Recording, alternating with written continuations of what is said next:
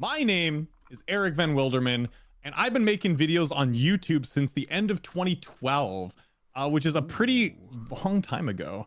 Yeah, it'll be like 13 years. It's about 13 years right now, actually. I think I started my YouTube channel on like November 9th, 2012. So like, yeah, in a Ooh. couple days from recording this, it'll have been 13 years. So I started as a content creator that did all sorts of variety stuff because I started YouTube during the days of like Game Grumps, PewDiePie, Markiplier, and all Yeah. that. And I wanted to do like Let's Plays like that because I was a big gamer and I wanted to turn that into a hobby of mine. And so I did by making Let's Plays of just games that I liked and horror games and stuff like that. Some of them have since been deleted because I was not a big fan of them, because I was definitely a much different person and I've evolved over time.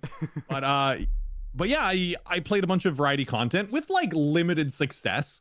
I did a lot of very difficult like Five Nights at Freddy's things. I was one of the first people to beat like the Golden Freddy, the 2020 Ooh. mode in FNAF 1. And I've done some hard stuff like that. And so some of those videos like popped off and helped my channel grow. But there was one game that really helped my channel grow that super popped off when I did like some silly challenges by like, drinking Tabasco sauce every time I Mm-hmm. died and putting ice in my shorts. And that game is Geometry Dash. Yeah. Whoa. Whoa.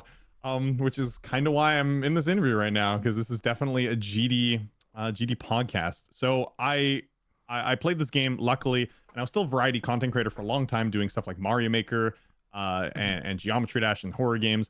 But it definitely wasn't as successful as my career in Geometry Dash. And so I started to focus only on Geometry Dash in like, I think 2020 or 2021. And I haven't looked back. It kind of brings me to where I am today. And I also live in Korea for some reason because I taught English. I taught English here, and then I started YouTube as a hobby while I was here and met my wife here. So I just kind of stayed. And yeah, I'm a content creator in Korea that does English content creation for Geometry Dash. And I think I am the oldest person. I'm definitely not. I'm not the oldest content creator in Geometry Dash. There are some older people than me doing content these days. Yeah. But I'm definitely, I think, one of the longest time Geometry Dash content creators and one of the oldest to be doing like hard things in the game, like recently having beaten the RGB and stuff like that. So I think I'm the oldest geezer beating Extreme Demons. Well, fantastic. And yeah, you probably are the oldest RGB victor right now. I think so. Yeah, I don't know by how much of a long shot it is though. Like, is there anyone out there that we know of that's even in their 30s that's beaten it? You know, It like could be a what is the decade. age? Yeah, maybe. But then they wouldn't have beat it in their 30s. They would have beat it when they're younger, and then they That's like, true. now they're just old, right? That's true. I wonder if anyone's gonna do it. So I guess that's my claim to fame, being this old and being still like decent at games, right? Yeah, and that is impressive as well. Yeah, that's not too bad as long as you keep practicing it. I mean, there's still people in like their 30s and 40s that are like quite amazing at things like the piano, Oh, which takes yeah. very high level of skill and hand-eye coordination. So it's not too bad. I still feel like I have a lot to give, when it comes to skill in Geometry Dash. Like I'm not over the hill yet, and I'm the best I've ever been at the game, which is surprising because when I was playing this in my late 20s, I was like, there's no way I'm playing this into my late 30s. But well, here I am, better than ever, right? Yeah, I heard something about you saying how the SEO device really helps. It does. Yeah. Oh, absolutely. I don't know if I call it the SIO device, but I guess it's probably the SEO device. I have no idea. I don't either. But either way, yeah, who knows? It's like the difference between people that call like, the game OS. It's like OSU or OS, like what do you Oh, call it, yeah. right? Yeah. Well, anyways, the SIO device. So using a mouse, I don't know if it's just something with my hand or this is a common thing. I mean, Riot like hurt his hand and he was a mouse player, right? So it could be just mice or uncomfortable ways to play the game. But when I was grinding Digital Ascent, which is the last like harder Extreme Demon I did with the mouse, after hours of grinding that level, my hand really hurt and I was getting carpal tunnel. And I thought this might be the last hard level I do because it's so uncomfortable to play this game. And I thought at the time mouse was the best, but then people started using keyboards and like SIO devices. And so I actually got my SIO device from Topi. Oh. He sent it to me in a care package. He was like, hey man, Eric, how's it going? Thanks for giving me a chance on YouTube and thanks for like doing collabs with me. When I first started, and I was like, cool, man. Because I like him a lot. Toby's really nice. And Yeah. he sent me like a sound device, and I was like, yeah, I'll give it a shot. And then I just never looked back because the thing is incredible. First off, this is gonna sound like an ad for sound device. I really should get sponsored by them or something, but the thing like doesn't move around. Like it's like small and tiny, but it really stays still. Whereas the Yeah. mouse is meant to move, right? So it'll move around while you're playing. If you click it really hard in a weird way, it'll like move a bit, right? So you got to worry about gripping it the right way. The sound device doesn't move. It's stuck on the desk, and also you don't have to hold the thing. You don't have to like use the muscle in your hands to like grip it to keep Oh, it still. 100%. You literally just put your hands on the table and just tap up and down. And so since then, even though I'm getting older, no carpal tunnel, no pain after long streams whatsoever. Hell yes. And Yeah. I have to vouch, this save device genuinely, like I've seen people talk about how like they have issues with it moving or like asking how it stays, but it's like the little rubber on the bottom, like it helps a lot to just stay in place.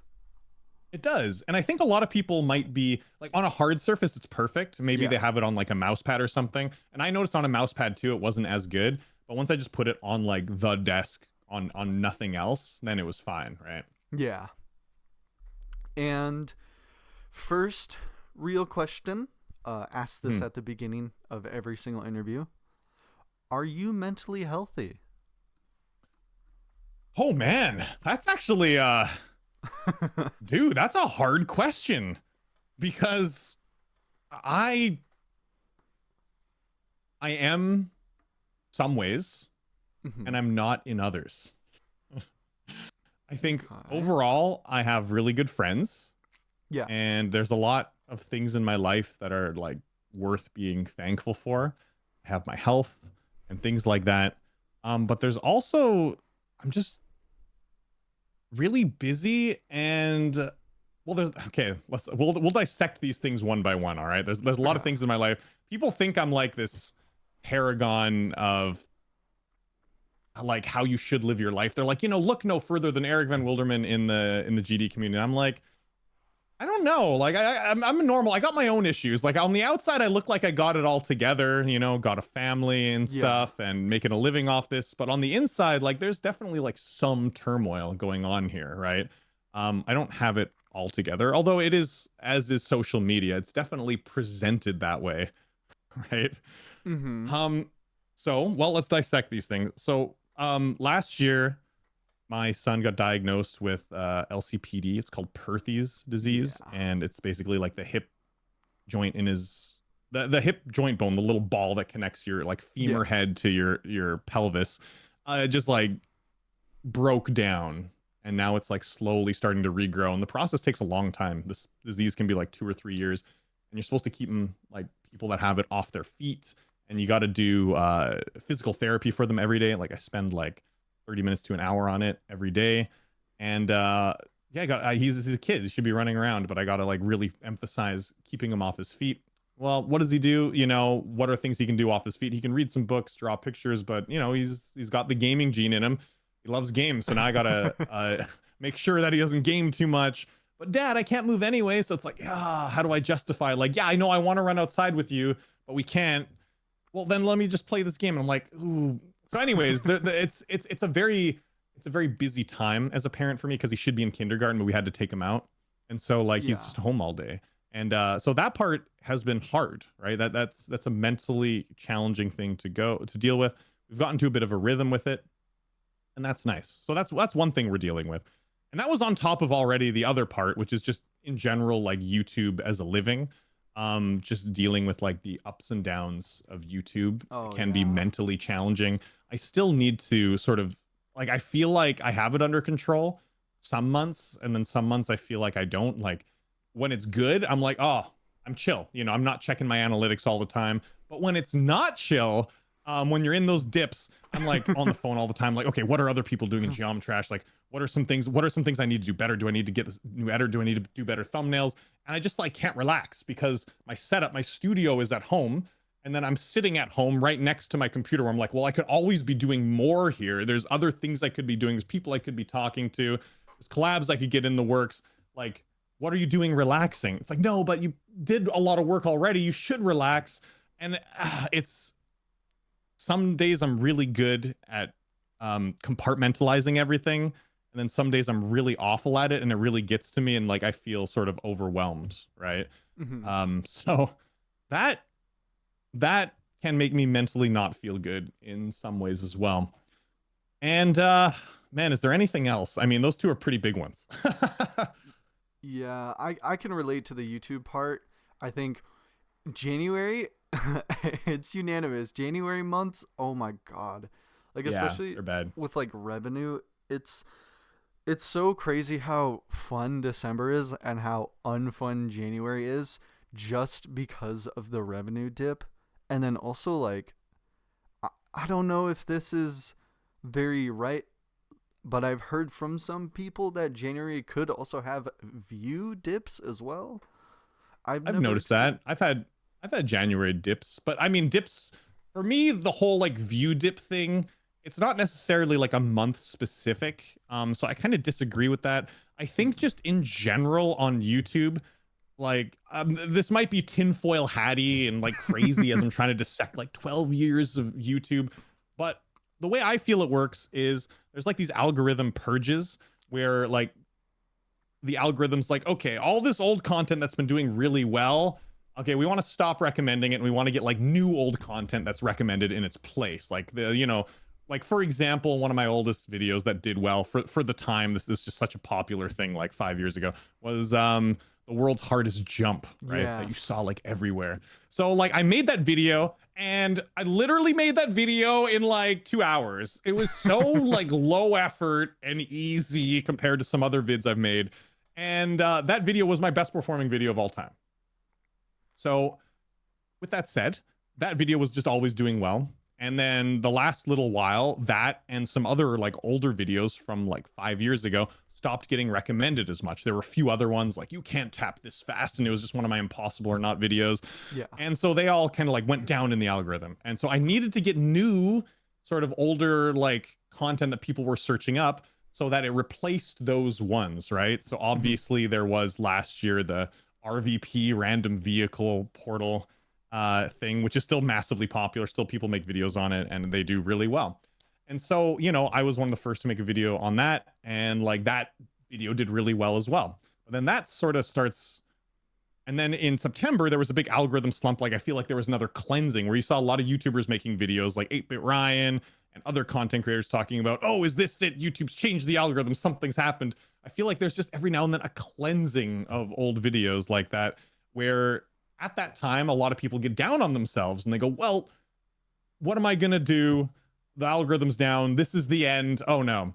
So during those times, you have to work the hardest because it's really easy to coast when the things are going really well. But when things are down, you need to be the one that like separates you from the other people. And then once the algorithm starts to like pick up again and you get some videos like wedged in there, then you're going to be like way better off than the people who just sort of gave up and like said, well, we'll just try again when the algorithm's a little bit better later, because then they'll be by the wayside, right? And it'll be much harder for them to catch up. Yeah. So that's my tinfoil hat hypothesis. And it's probably way more complicated than that, but that's sort of what I feel happens. And like different waves that I've gone through on my channel. Like in 2023, I went through a massive dip where the algorithm basically stopped recommending a bunch of my videos. And the reason being is it was this weird bug that happened in YouTube system where my the analytics wasn't working for like the past 5 days. And I was like, YouTube, what's going on with this? And then, oh, sorry, there's a bug in the system. And a lot of other channels didn't have that effect, but some channels had it. And I was like, okay. But then when the bug was fixed, all of a sudden my views went completely down. And all the views of those other channels were the same. And I was like, well, obviously, like, I think what happened is YouTube for 5 days thought that I was basically inactive and like my channel didn't exist. And then when I came back, I was like at this lower place in the algorithm. And so I had to work my butt off. And it was before 2.2 had come out. So I was like, okay, Eric, I know maybe you shouldn't do this, but we're going on the Geometry 2.2 server at the time. I forget what it was called, but like before 2.2 came out, there was the server where you could make 2.2 Yeah. stuff. And I was like, I'll just make some crazy videos about like 2.2. And I know I shouldn't. I felt dirty, but I was like, but yeah, I got to, because YouTube's is screwing me. And then I was able to like pull it back up. And then I started making the other videos like with a lot of success, like can you do the rob top levels as only the UFO, and that popped off. So I did like all the game modes, and that helped me get out of the slump too. But like I was in a slump. I was like, okay, time to pull out like some magician shit, like get really sink my teeth into it, and it worked. It was good. It worked out. So that's my advice, by the way, anyone who wants to be a YouTuber, as to like what to do in those situations, because a lot of people just like roll over and are like, ah, I'm depressed because views are down. But it's like, no, pull those socks up, boy. Get to work. Like that's when you gotta Pull work through. harder, right? Yeah, pull through. That's right. And honestly, I respect that theory. Like, I have noticed it was back in, I think, August when, if I remember correctly, it was like something that is supposed to start making smaller channels like get pushed more. Yeah, Like, I noticed that too. That was part of the reason why YouTubers were complaining and stuff, because like yeah, that with oh god, what was it again? Because it was at the end of August and the beginning of September, and it was something to do with like AI yeah, filtering of like sensitive content, and then it messed everything up or something. yeah. I've seen people get. I think their name is Ender, if I remember correctly. I saw a tweet by Hmm. Dexerto. They got like falsely like terminated by AI because they had like Yeah, they had a unknowingly some channel linked to their account. If I don't remember the whole story, but AI basically falsely terminated them for that. my god. Yeah, that's wild. That's kind of scary. I'm I'm Yeah, I'm pretty fortunate where I think like if you get upwards in enough subscribers and view count, like YouTube, like if something happens with your channel, like YouTube will answer really fast. I'm pretty yeah, fortunate, but like if you had like 10 to however many like 100K subscribers or whatever, YouTube will not answer quickly at all. Like they'll just yeah. trust the AI. But with like channel like mine, I think they'd answer pretty quickly, right? So I'm not too worried because they've been pretty helpful in the past and have answered when I've had questions about things. So that's one thing about YouTube is like the bigger you get, the easier it is. That is Um, true. yeah, which is kind of unfair, but at the same time, everyone who was big was also like tiny at one point and was struggling, right? So Yeah, I usually see YouTube as kind of fair game because usually if you know what you're doing, like you can do research from home, like know how to like upload stuff. Like with Secret Way, we started with shorts. I will say we did get lucky with early shorts, but hmm, you can, for everybody watching, biggest advice nowadays for YouTube: start with shorts, get 100K, and then you start switching to long form. You start doing interesting. that shift and do something because you can use that time where you're trying to reach 100K with shorts to kind of learn as well. And that's basically what we did, where we knew what will do well, we knew what wouldn't, and we knew how much effort would go into certain stuff. And with the interviews, that kind of happened kind of by chance. Hmm. Vix, the other person that works on Secret Way, was crashing out at me for not uploading shorts enough. And I was on a channel that interviewed us. And shout out to him, but I can't say his name because I did get into drama that everything's already addressed. And they were the ones that I kind of got the interview idea from. So Okay. it did happen by chance, but Vix kind of knew like, oh wait, that's a good idea. So we can upload consistently. We can I was happy with it because I get to talk to you. I mean, I Yeah. watched you back in 24. The first video I saw of you, by the way, I wanted to mention this, the one where you put clips on your face every time you Oh died. man, That was my that was a favorite hard one. one. That was so that challenge actually like so out of all the challenges I've done, you probably don't remember them all, but like what are the ones that you would think would hurt the most? um So obviously I remember the clip one, and I remember the hot sauce one. There was one that you were using, you were like licking a lemon or something, if I remember Oh yeah, correctly. sure, like a sour challenge. I've also done Yeah. like warheads and bean boozles Yeah. and like all that stuff. Yeah. One of the more painful ones recently, the one you did with Vortrox, those like sour, like I could just see the citric acid on those sour like candy thingies. They were rough, yeah. Surprisingly, he hated the beans worse, the bean boozled. So funny. But anyway, so the one that hurt the most was the clip one. Oh, okay. That one, like those clips were really tight, and like having them on my face for a long time, like for like 2 days after, there were marks all over my face. Oh my. So I had to go to school, and I was a teacher at the time, so I was teaching with like marks on my face. They're like, what happened to you? I was like, don't ask. Just tripped and fell. Not making stupid YouTube videos about playing a game and putting laundry clips on my face, that's for sure. Yeah, I remember watching, weren't some of them like clipping off as you kept putting more and more on? Yeah, there was like clips all over my Oh my face, and like I couldn't do it, and it hurt so much I couldn't focus, and I think I had to I forget, but I think I had to take them off to finish the level, but I Oh forget. my. It was in a lot of pain. That one, and then surprisingly the ice cube in the shorts challenge. Oh, That one that's was the other one also I one of the most remember. painful. Yeah, that one was like, never do that. That was ridiculously painful. I was like, I can't believe it.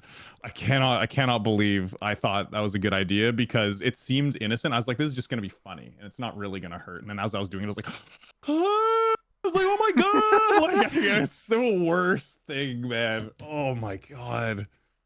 You're here to hear, guys. Don't do that challenge. Don't do them at home. Yeah. Someone should do the clip one though. Yeah. Yeah. Yeah, the stupidest one I ever did, which could have ended really badly, was the incense one, where I put in, like an incense burner in my hat, and I had it like in front of my Oh. face, and I lit it, and so like it was burning. I was like, I have like a certain amount of time to beat the level until like it burns up onto my head, and then I did that one, thing it was gonna be great. I think I beat the level, and it was like really, I could like feel the heat. It was like so close to my forehead. Oh my god. Man, I would have committed too. I would have committed. Well, I would have let it like burn me a bit, and then I would have taken it out clearly. But Yeah. I would have committed. Yeah. Oh my gosh. Yeah. And Looking back on it, I'm like, geez, I was just looking for like the craziest things. You know, oh it was yeah. pretty. It was a different time on YouTube. It was wild because like at the time, you know, PewDiePie was like, I think afterwards he put like a shock collar on his neck, and like every time he died in geometry, actually like zapped himself. I was like, man, content like that just it did well. Like these days, when people do challenges, it's more like, it's still painful, but like more sort of normalized pain, like spice and things like Yeah. that, right? It's not like physically like burning yourself, right? Yeah. And I think we'll pan into this next question. Uh it's about to be Christmas. So Yeah. I'm gonna ask you, what is your favorite year of 12 Demons of Christmas? Oh man, favorite year. I'll tell you what. When I was doing it all by myself, it was. Oh, man, you know, people always say like the first is your favorite. Yeah. You know, like you just do something for the first time and like you love it. And I think the first time, the first year, I'm at. This is going to be such a cheap answer because I'm gonna choose 2 years, Hmm. because like the quality of the 12 Demons of Christmas now that I have multiple content creators on the team doing it is just astronomically higher, because we have such a diverse cast of people and also different kinds of content. Like when Doggy and Zoink did like the Deathlink, for God, I forget the level, but he did Deathlink with Zoink on pretty hard level, Yeah. and they like defeated a demon together. And so like there's a lot of interesting concepts and ideas and different demons and different skill levels. So these days, like every year has been like really good since I've opened it up, and a whole lot less stressful on me. But the first year of the Demons of Christmas, I have some really good memories, because the other years after, I started planning it in advance, like a month before. I'd start like chipping away at some of the levels I was choosing. But the first year, I was doing it all in real time, and like I wasn't so good at the game. So I wasn't doing like crazy extreme demons, but I was doing like insane demons and stuff like that. And so I remember having like this little Christmas setup in my room, and I lived in a really small place at the time. And so there's little just two rooms. There was like my bed, and then my desk in another room. And I refused to go to my bed and sleep because I had to get into geom mode. And so like I was grinding out levels, and then I would just like lie on a mattress in the floor, like right behind my desk, and like pass out for 2 hours, and then like wake up and keep on grinding, and then like go to bed. And I'm really nostalgic for that, even though it was like hellish in a way and there was a lot of pressure. It was just so insane that I look back on that like the most fond with the hardest I had worked on one. Because yeah, I was beating like some pretty hard levels at the time, like Decode X. Yeah. I remember it took me 2 days and I should have beaten it in 1 day. And so I put me like a little bit behind schedule. And so I was like really just sleeping for like a couple hours at a time and then waking up and playing the level and then sleeping for 2 more hours on the floor and then grinding it more. And I did that like all through the night, you know, like this was, I didn't like get a full night's sleep until Yeah. I finally was able to do it. And so that was interesting. So I think like the first 12 Demons of Christmas is just the most nostalgic for me, but every year has had its moments where I've Oh, really of liked. course. There's also been moments of sort of despair though in the 12 Demons of Christmas that people don't see behind the scenes where like I wanted to beat Black Blizzard for the 12 Demons of Christmas in the Ooh. fourth year, I think. And I just like I wasn't making quick enough progress on it. And the other levels I'd done like 3 extreme demons that year too. They were like beginner extremes, but I was just like running out of time. And I was like, well, I gotta pick something else. And then a couple of years ago I tried to do stereo extremeness, and the same thing happened where I got 92% and then I just got stuck and I couldn't make any progress. But then 2.2 came out and I was so busy working on 2.2 content. I was like, oh man, I just don't have time to grind out this level, even though I could have done it if I had like that extra time to grind out. But luckily, I Want to Be the Guy came out like 2 days before the last Demon of Christmas. And I was like, dude, I'll just do this. Do it And like platforming. in honor of 2.2, you know? And I was able to bang it out. But yeah, man, like these days, the 12 demons are really fun and exciting to do. Getting all the clips together and making it like a big event, it is really good. But man, nothing will beat the memory of like that first year. When I had Yeah. like the eureka moment, because I was thinking, speaking of like YouTuber stuff, like it's Christmas. So what's a good way to get into the Christmas spirit and like get a lot of videos out, make that sweet YouTube ad revenue, and also get in the Christmas cheer at the same time? What a perfect idea! Sounds great to me. 12 demons of Christmas, one demon for every day leading up to Christmas, and yeah. So that just had a eureka moment, literally like 13 days before Christmas, and just went off and started doing it. And so it was great, man. It was fun working on it for the first time, and also the other years after. But the first time was Yeah. really exciting, like the sort of untrodden on territory, right? Yeah.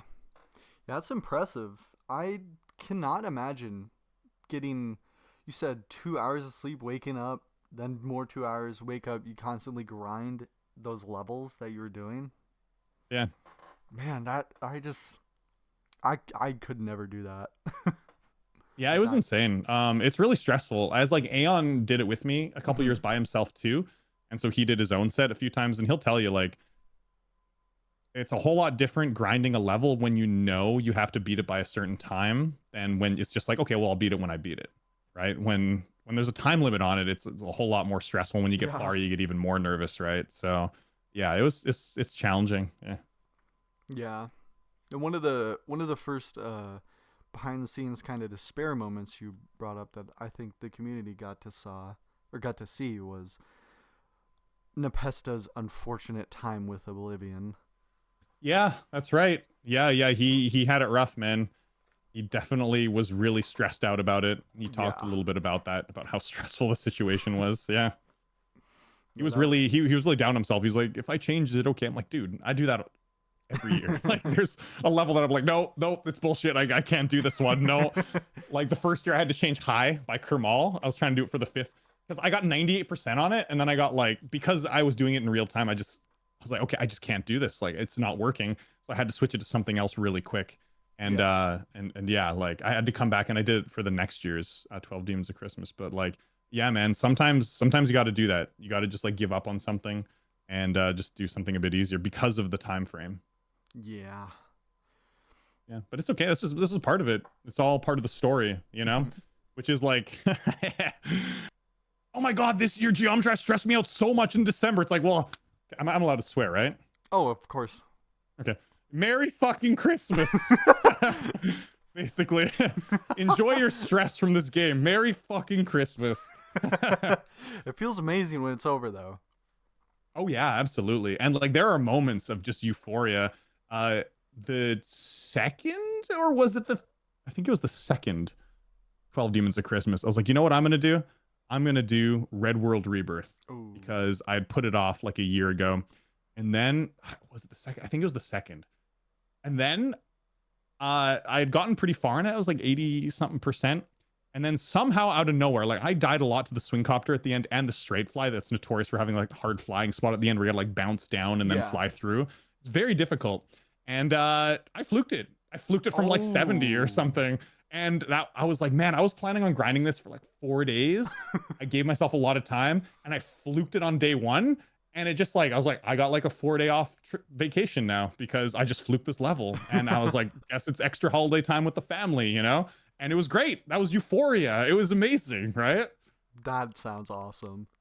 So I was really stoked after that. Yeah. So there's been some really like really big ups and downs with that series with everyone involved. Yeah. Yeah. And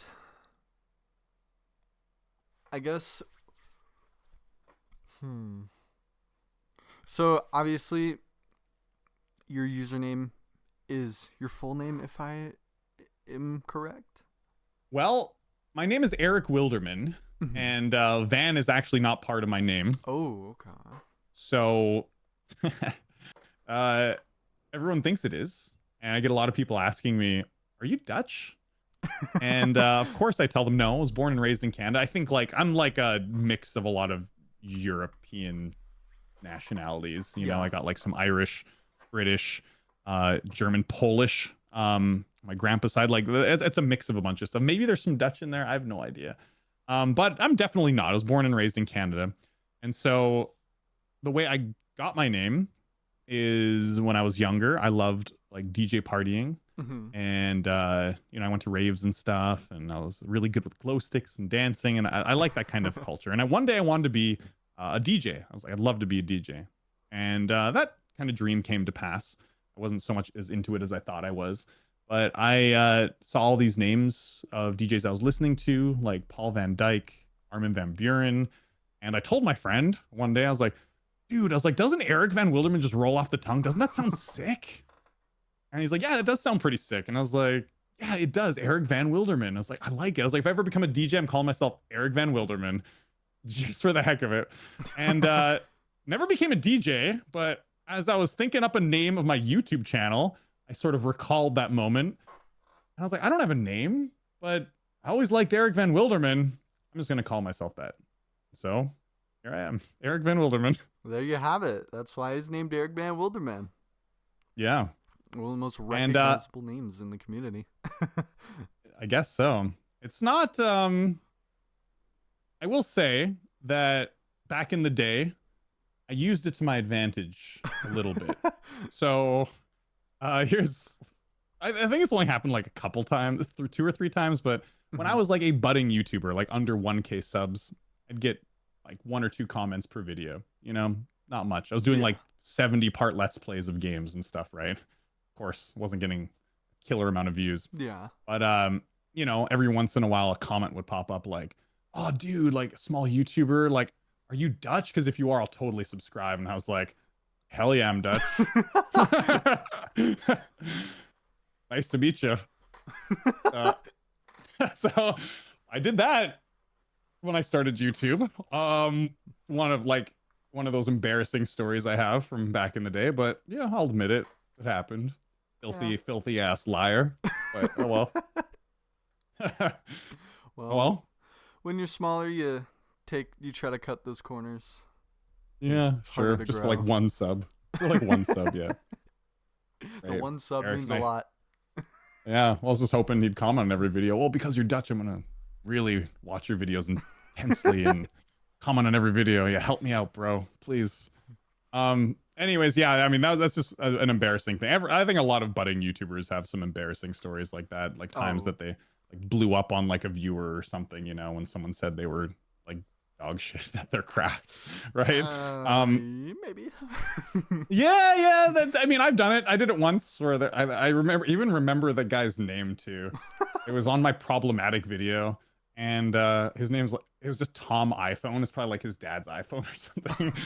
And the guy's like, dude, your content sucks so bad. You're just randomly talking about whatever you want. It has nothing to do with the level. Because like at the time I was like, with the music, I'd start singing along, and I was like, milky, creamy, problematic, and I was just like weird, obviously I was still new, I was still newbie at it for a long time, and I thought that was entertaining. It really wasn't. I kind of evolved over time and became like a more legit person over the Yeah. course of the years. But like in the early days, man, it's like some of my content is unbearable.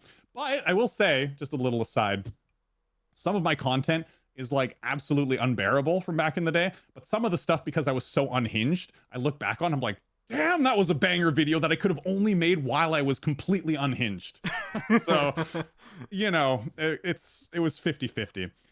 But anyways, back to this, the guy called Tom iPhone. He's like, yeah, this is like such dog slop content. And I was like, yeah, well, at least I have people watching my content, not you. And like, what did I say? I was like, you waste of space. Who wants to listen to you, Tom iPhone? And like, I just like went nuts on this guy. But like some other person who was a semi-regular commenter on my channel was like, oh, Eric, I didn't think you were like this. Why'd you blow up on that guy?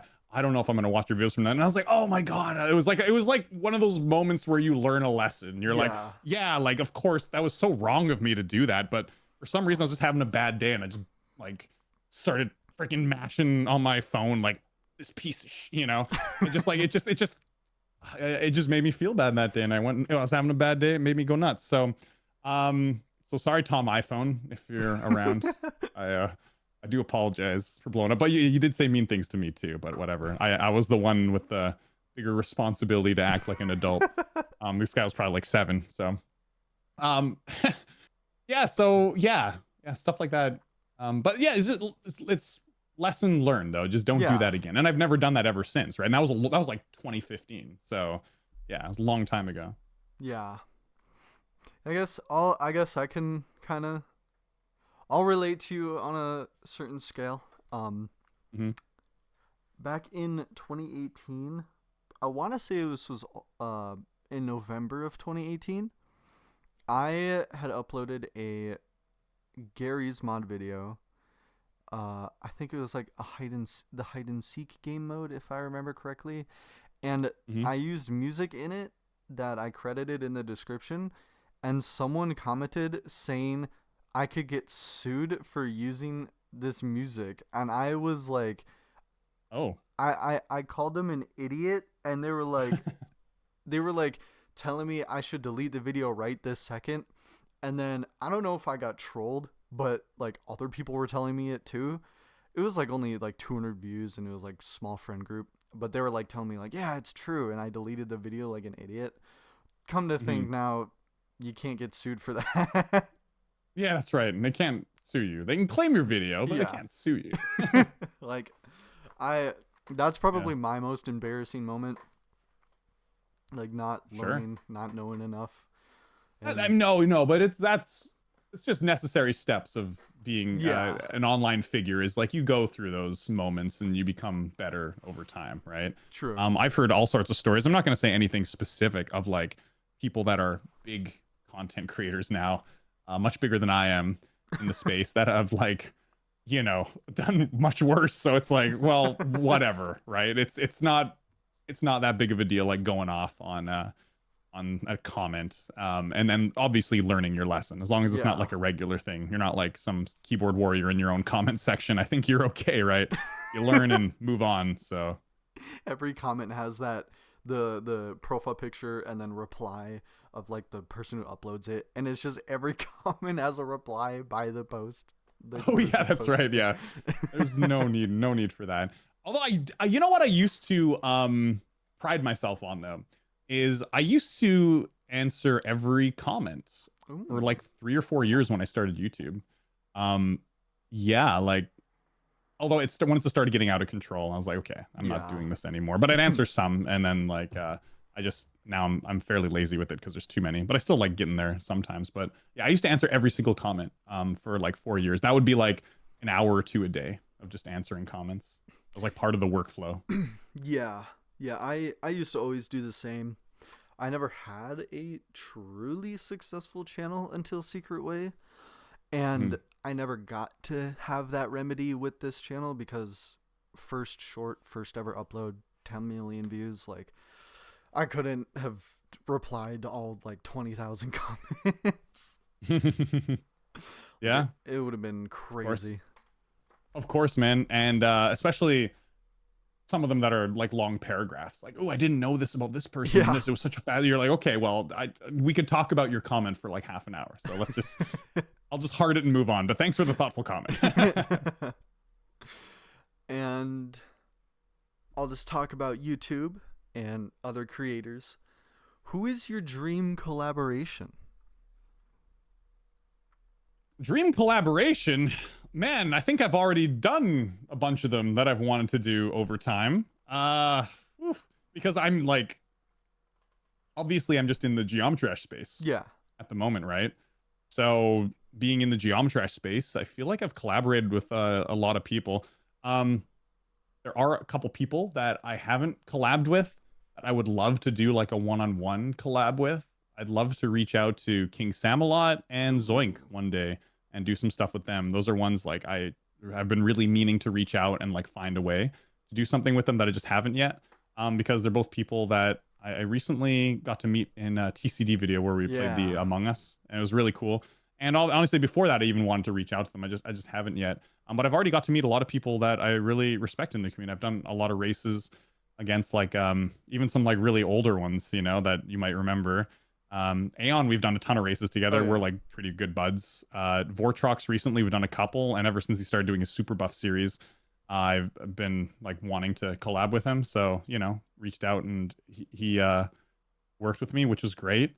X Creator Goal as well helped us out, and he has some really unique video ideas these days. Um, these are some old names I'm going to bring up now.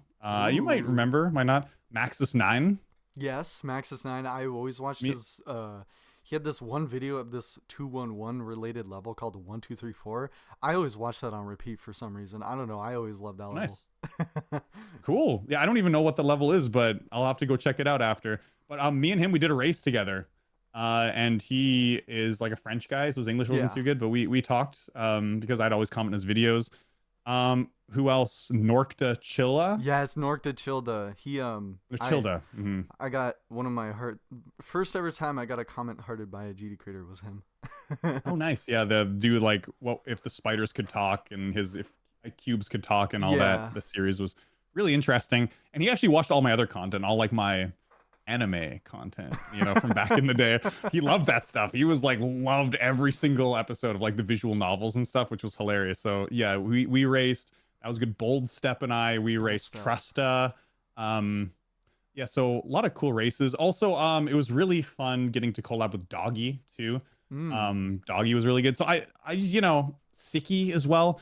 I've just done a lot of collabs. So like when it comes to like my dream collab, it's like there's people that I still have yet to collab with that I really want to. Yeah. But I don't think it's like a dream. It's like, you know, well, I'll do it at some point. At some point soon, hopefully. But like maybe okay, so maybe we'll reframe it a bit. If there was someone like outside of the Geometresh sphere, who would I want to collab with? Absolutely anybody in the planet. Yeah, sure. Like anybody in the planet. I would like to. Jeez. Now this is this is really tough because I haven't really thought about it. But you know what I'd really like to do? Someone that I just really have always respected and have watched his videos. I would love to like go surfing, ride on a helicopter, or like ride on one of those like electric skateboards and just talk about YouTube with Casey Neistat. Ooh. That guy rules. I don't know. I just really like the guy. Like him a lot. Yeah. He's probably the one I'd want to. Like the most kind of like down to earth content creator that's just like here's my life and this is really a most realistic way I can present it to you, with obviously like stories intertwined because he's really good at putting stories behind his vlogs and stuff and turning them into like very watchable, like 8-minute long like storylines, even though it's just like what his day was like. He like always adds a bit of a twist. So like, yeah, dude, love to be in one of his videos. That'd be sweet.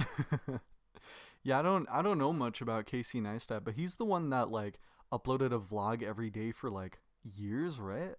Or something like that. Yeah, it was like 2 years and then he had to stop because Yeah, it was insane.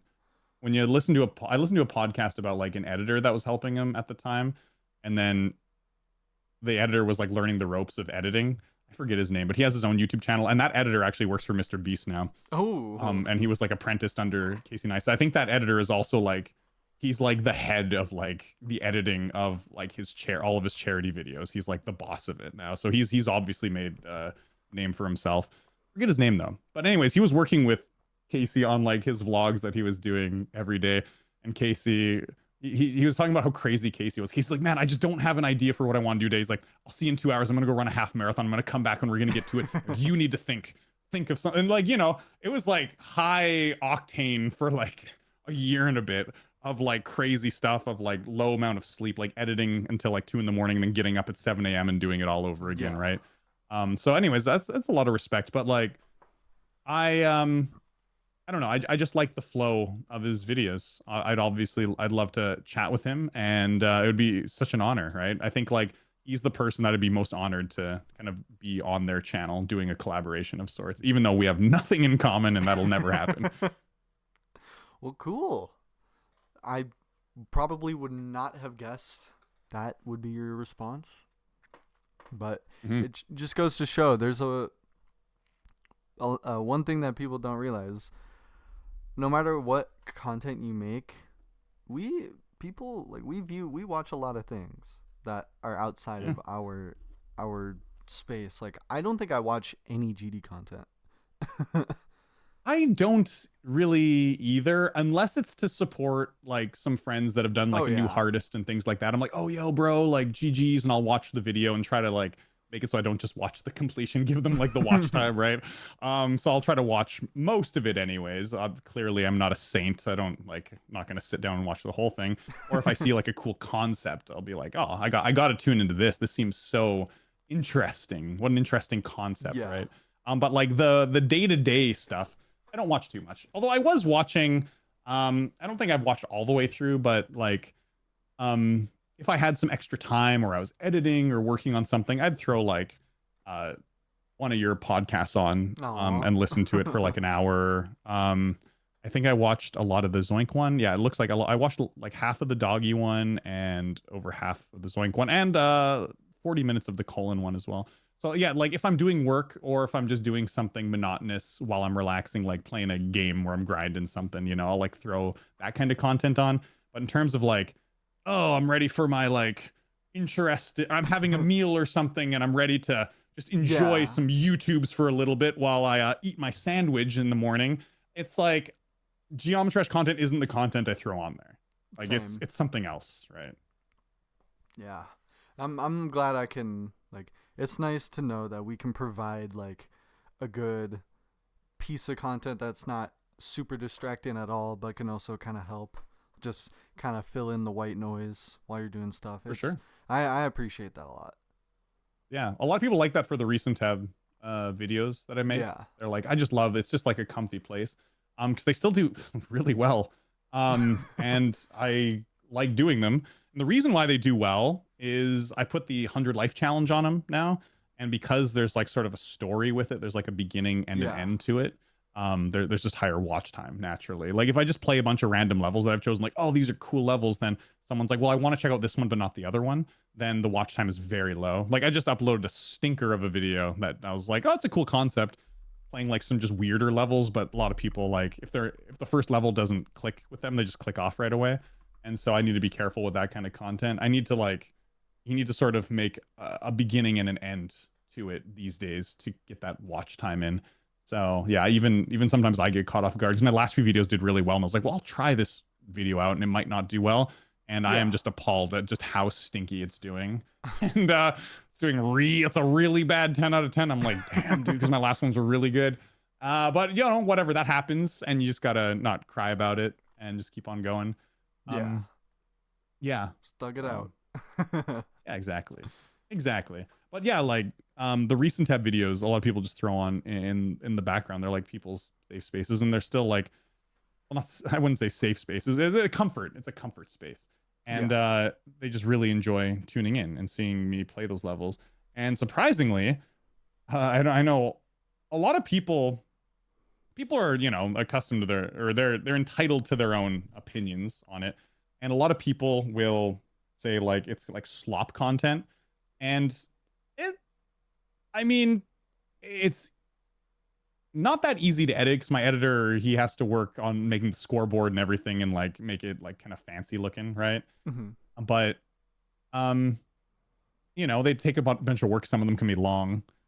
But people say it's easy content to make, and it is, but it's also fun content for me. Like I still really enjoy it because it's playing Geometry Dash, but randomized. When you randomize something, it's infinite replayability, That right? is So true. I like the stress of having the 100 life limit because I can also record a video and it's just not a good run. I'm like, this just wasn't that entertaining. And then I have to scrap it and start over again. And there's a lot of runs I'm just like, that wasn't good. And there's a lot of content I record that doesn't go onto YouTube, right? And then I'll upload some of the more interesting ones.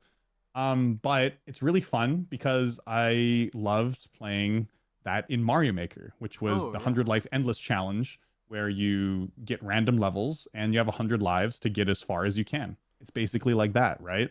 Hmm. And I that was like one of my favorite game modes in Mario Maker. So that's why I kind of brought that over to Geometry Dash and ended up being one of my more successful video series. And it's nice because I also just really enjoy doing it. Because a lot of people, they think that like, well, how can you enjoy doing the recent tab? And I'm like, well, when you put the 100 life challenge on it, it makes it just so much more enjoyable right off the bat because there's a beginning and an end, and you can fluke out and start getting a lot of levels right when you're about to lose, and it's really exciting, right? It's Yeah. really like high octane stuff.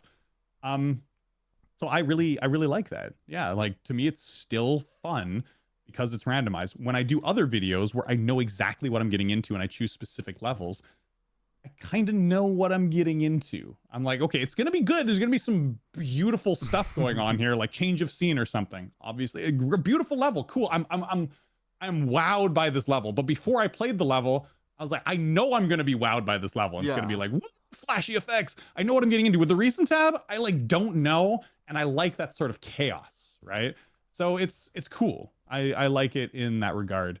So yeah, even though some people like think it's slop, I'm like, man, I enjoy doing it, so I'm gonna do it anyways, right? Yeah. Well, sweet. And to stay on the bandwagon of content, who is Hmm. your favorite Geometry Dash content creator? Geez, there's a lot of ones I like for different reasons, so it's Yeah. kind of it's kind of hard to say. It depends on what I'm in the mood for. Do I want just like a quick laugh? Do I want to like learn something about the game? Do I want to watch a colon video and like learn? Or do I want to giggle at something like really stupid? And do I want to watch someone rage? Like that one guy. What was that? Was that one video? I always forget the name of it. Was the level called like Rampage, where the guy, it's like a kid and he's just screaming at the level. It was like an old like 9-year-old video. It's like the funniest thing. And it's like a video where when I'm feeling kind of down on myself and depressed, I just throw that on. I'm like, my life is going way better than what his was when he was playing that level because he was just going nuts on it. God, I forget the name I of it. think But I anyways, know. I'll I think yeah. it's Rupture. Rupture, that's it. Yeah. Yes, that video is like the funniest Geometry video of all time. It's so good. And the guy's name was like Ice something, right? Oh, I forgot his name, but Rupture, yeah. Rupture Rage. Oh, Water re-uploaded it, um, because the guy had like gameplay by Cold. That's his name. Cold, Okay, that's his name, yes. yeah, so cool. But it is like that is when I'm feeling down on myself, I just go to that video. It's like the funniest thing. So, I mean, is this guy my favorite content creator? No, but like maybe my most watched Geometry Dash video of all time, possibly.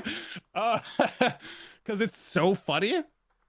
But man, that's a hard question because Yeah. like sometimes I'm just really in the mood for watching Aeon Air talk about an extreme demon. Like talking about his experience and how things worked because he's just so skillful at the game, and he's not just skillful. He's also quite adept at like explaining the experience really well. So it's not everyone's cup of tea, but like he's just so knowledgeable. It's interesting watching him talk. Colin's very knowledgeable about just the game in general and like Yeah. fun facts and stuff. So like watching him talk about his opinion of things is great. Even though I don't agree with some of his opinions, like he'll be like, I don't like this coin is there, but that's like part of the fun is like, oh, I don't agree with Yeah. that, which is great because we shouldn't all agree on everything. And then watching like Doggy's content is really interesting just because of how good he is. And like his last year when he did his like I forget the Christmas. What was it Doggy called? He did like December, his Christmas I think. Doggy Doggy December. December, yeah. Jeez. His Doggy December series was like very fascinating, getting like all those collabs in. So yeah, like I don't know, it's really hard to choose like who would be my favorite because I also like Vortrox as well. Reason being is he reminds me a lot of myself when I was doing YouTube, like Yeah. especially his second channel, Vortrox 2, where he just like uploads like him playing levels and stuff.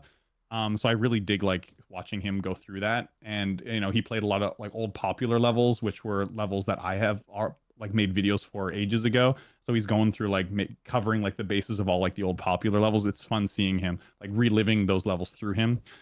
King Samalot obviously makes very highly edited and very interesting geometry content. That's very like outside the box. I love seeing that.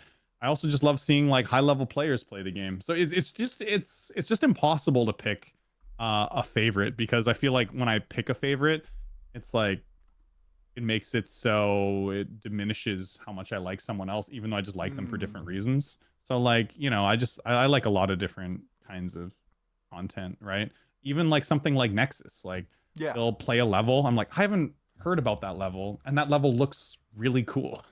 So thanks for showcasing it. You know, like I like that too. So I know showcasers have a bit of drama going on all the time. You'll see stuff on Twitter like, how Nexus is named like 20 videos. How? You know, and we're like, okay, well, I get there's like some drama behind like showcase and stuff, but I still appreciate what they do because I like seeing those beautiful levels and getting ideas of levels maybe I want to cover myself or play someday, right? So I Yeah. feel like every and channels like yours that are very interesting these days that take people from the community and you actually get to meet people that all they really are like voiceless people where the most you ever hear from them is just them typing on Twitter, Yeah. right?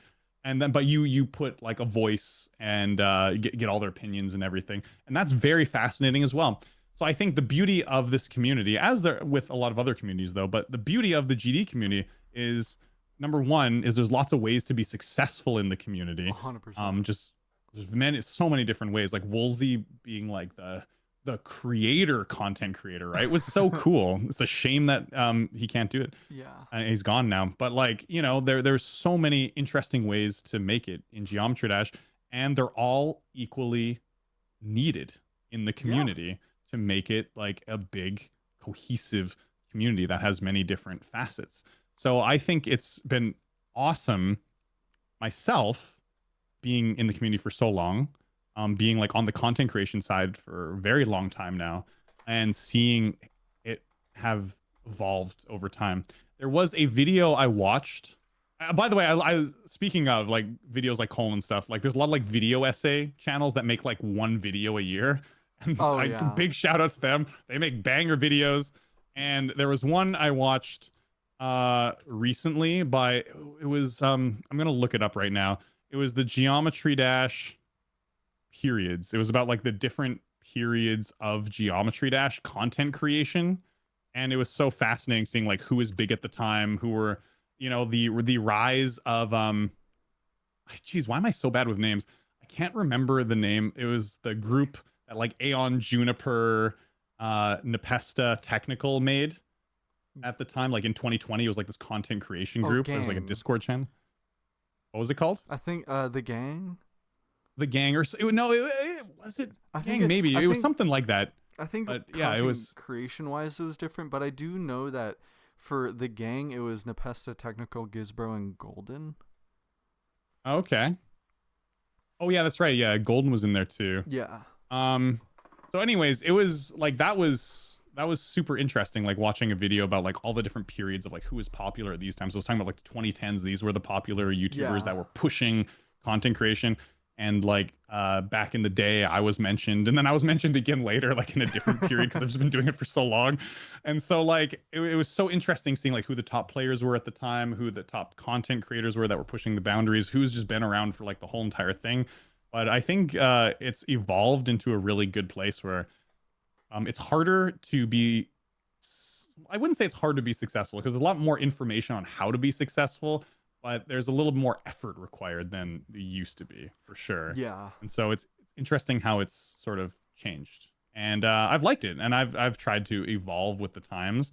Obviously, I still have like, if I evolve too much, I'd be something that I never was. So I haven't like pushed the boundary an insane amount. I've tried to remain true to like my content, but just sort of with a new flair to it.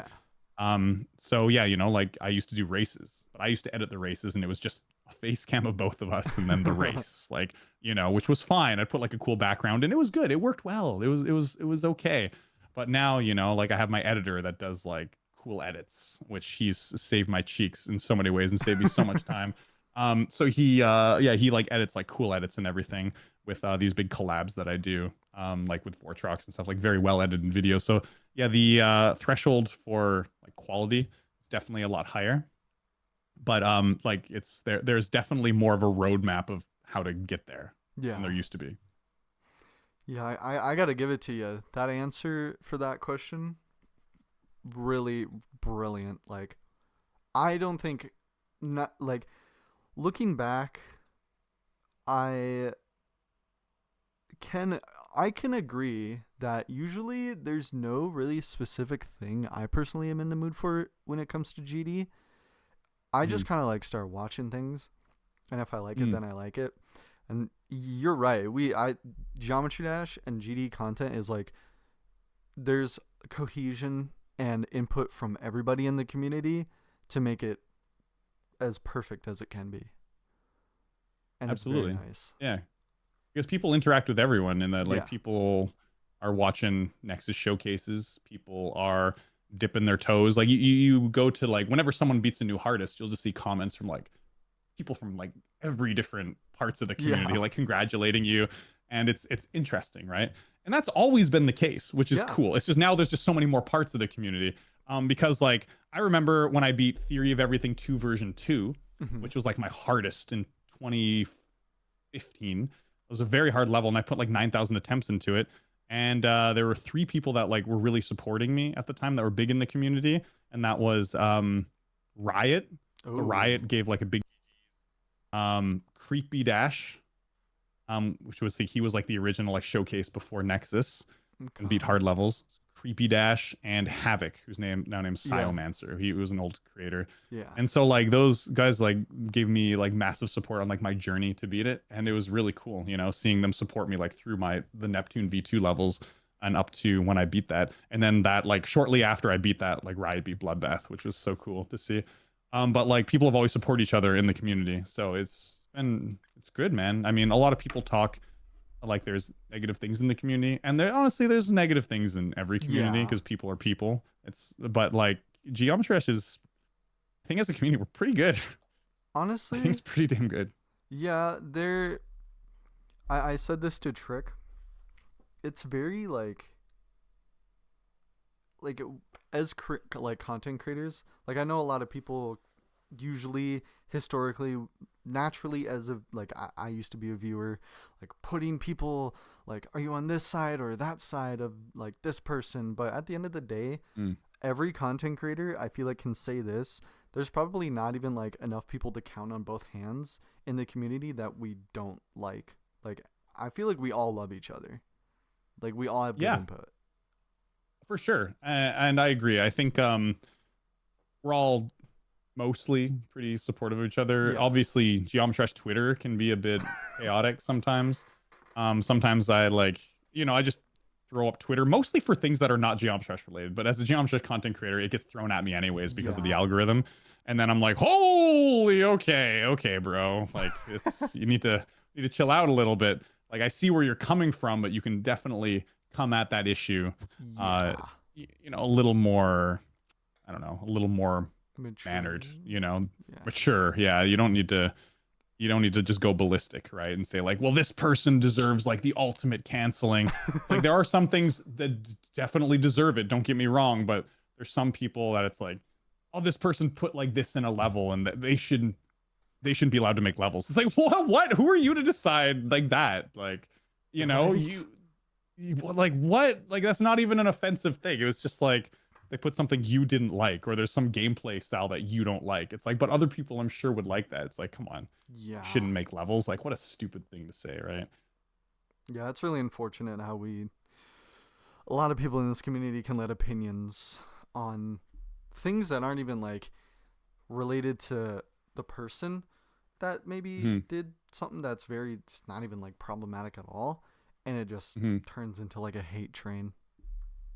Yeah, that's right. Like there was that one level, it was called the buff this or whatever, and it's mostly just Oh straight play. yeah. And it got rated like people were like, this person's the worst creator ever. And I was like, dude, it's first off, they didn't rate the level. They just Hmm. like probably made something they wanted to like, shared it, and like some mod sent it, and Rob Top was like, ah, neat, good enough, and rated it.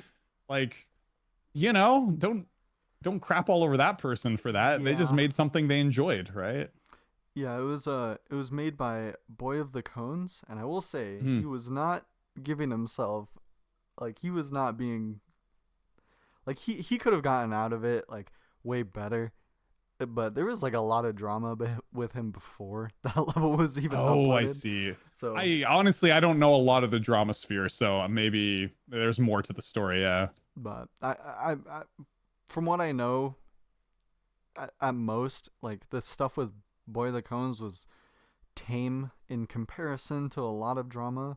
So I Oh don't yeah, know. It was just a mess. But it's same with for like sure. Coeretta, like that all that with Coeretta and stuff. Like Hmm. it's just unfortunate that it had to happen. Good that we got past it, but I For think sure. one thing I will say in fan bases, everyone should listen to their own opinions and not to the opinions to the person that they look up to. Yeah. Hey, absolutely. That is a great way to live. All right. That's you form your own opinion of it. Put on your own little thinking cap, because if you start judging people based on what other people are telling you, then you're basically going through life blind, right? Yeah. And you're not even yourself. You're just a copy of like that other person, right? So yeah, it's a lot of people do that these days, I think. But I also think that's just a problem of content creation in general these days, Yeah.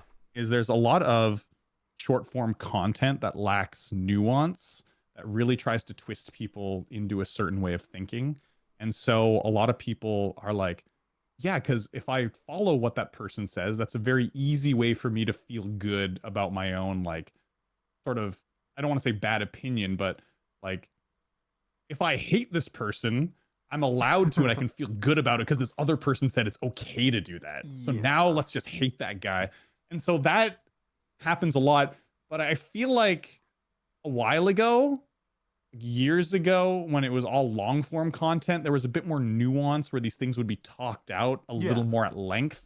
But now short form content is just like, yeah, this person did this thing wrong and it's bad to follow them. Okay, let's hate that guy. It's like, holy shoot, Twitter, short form Twitter, shorts, TikToks, whatever, it's people are just, they're getting so many opinions thrown at them to make Yeah. them feel good, get that dopamine hit, that it's, I don't, I think I don't, I like shorts because I like making, I like making people laugh, and I like making dumb shorts that I think are funny, and I think that's good, right? That can be, shorts can be good, Yes.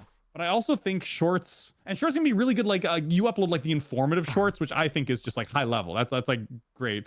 Where I've done a couple of those, and I was like, oh man, that was so cool. Like I found like in one of my series, I found like this really interesting bug, and I was like, oh, I'm gonna share how it works in a YouTube short, and it was one of my best performing YouTube shorts, right? Yeah. And I'm like, I love that stuff. It's great. So YouTube shorts can be used for good. But man, there are some people that just upload the worst YouTube shorts with downright just misinformation, right? Yeah. Like stuff that's just completely wrong. Like this person has a wrong opinion because, my dad said this or something, I'm just, that's not like an actual example that I've seen, but it's just kind of an example that you'll see, especially when it comes to I guess this is not Geomtrash related, but like, medical stuff or fitness stuff. Yeah. You'll see people giving like a lot of really bad misinformation, or like just politics in general. But yeah, I don't know. People I don't know why negativity makes people feel better about themselves. Uh I think part of the reason is it's, God, I'm gonna sound like such a dick saying this. And I hate to say it, but a lot of the negativity I've gotten, obviously some of it, like Tom iPhone, my commentary was really awful. So Tom iPhone, I get it, man. You're in the clear. Um, whatever you're doing, bro. But like some people will hate on my content, and some of the comments I'll get, I'm like, okay, I understand that. That's, that makes sense. I get it. That was a bit obnoxious of me to do that. Fine. Yeah. And or my style's just not for you. But some people will just hate because what they want to do is they want to get a reaction out of you. I mean, it's called rage bait. There's a word for it. They try to rage bait you because they want to like pull you down to their level, and they want to get you like in the mud with them for them to be like, yeah, look at, he's not better than us. He's one of us. And it's a place where it comes from envy, where a lot of people, when they feel envy, because envy is actually a really healthy emotion, Yeah. It actually, like, the way to use envy, like if you're jealous of someone, you go, man, look at that guy in a muscle shirt. I'm in a muscle shirt right now, but I'm getting a little fat. I just came back from a trip in Japan. I was eating all kinds of food. It was great. But man, anyways, guy is walking down the street in like a muscle shirt, looking great. Or maybe it's a top GD player, Zoink, someone, people look at that guy and they go, well, the easiest way for me to feel good about myself is to talk about, oh, that guy's all roided up, or that guy's unnatural, or that guy's hacking, or whatever, and it just makes them feel so good. But the way to use the emotion truly is to be like, that guy is jacked, and if I want to get jacked like that, like if I want to look like that, I'm jealous of that, then I'm going to sign up for the gym today. Yes. That's like how to use the emotion. That guy's really good at the game. That guy has like quite the following in Geometry Dash.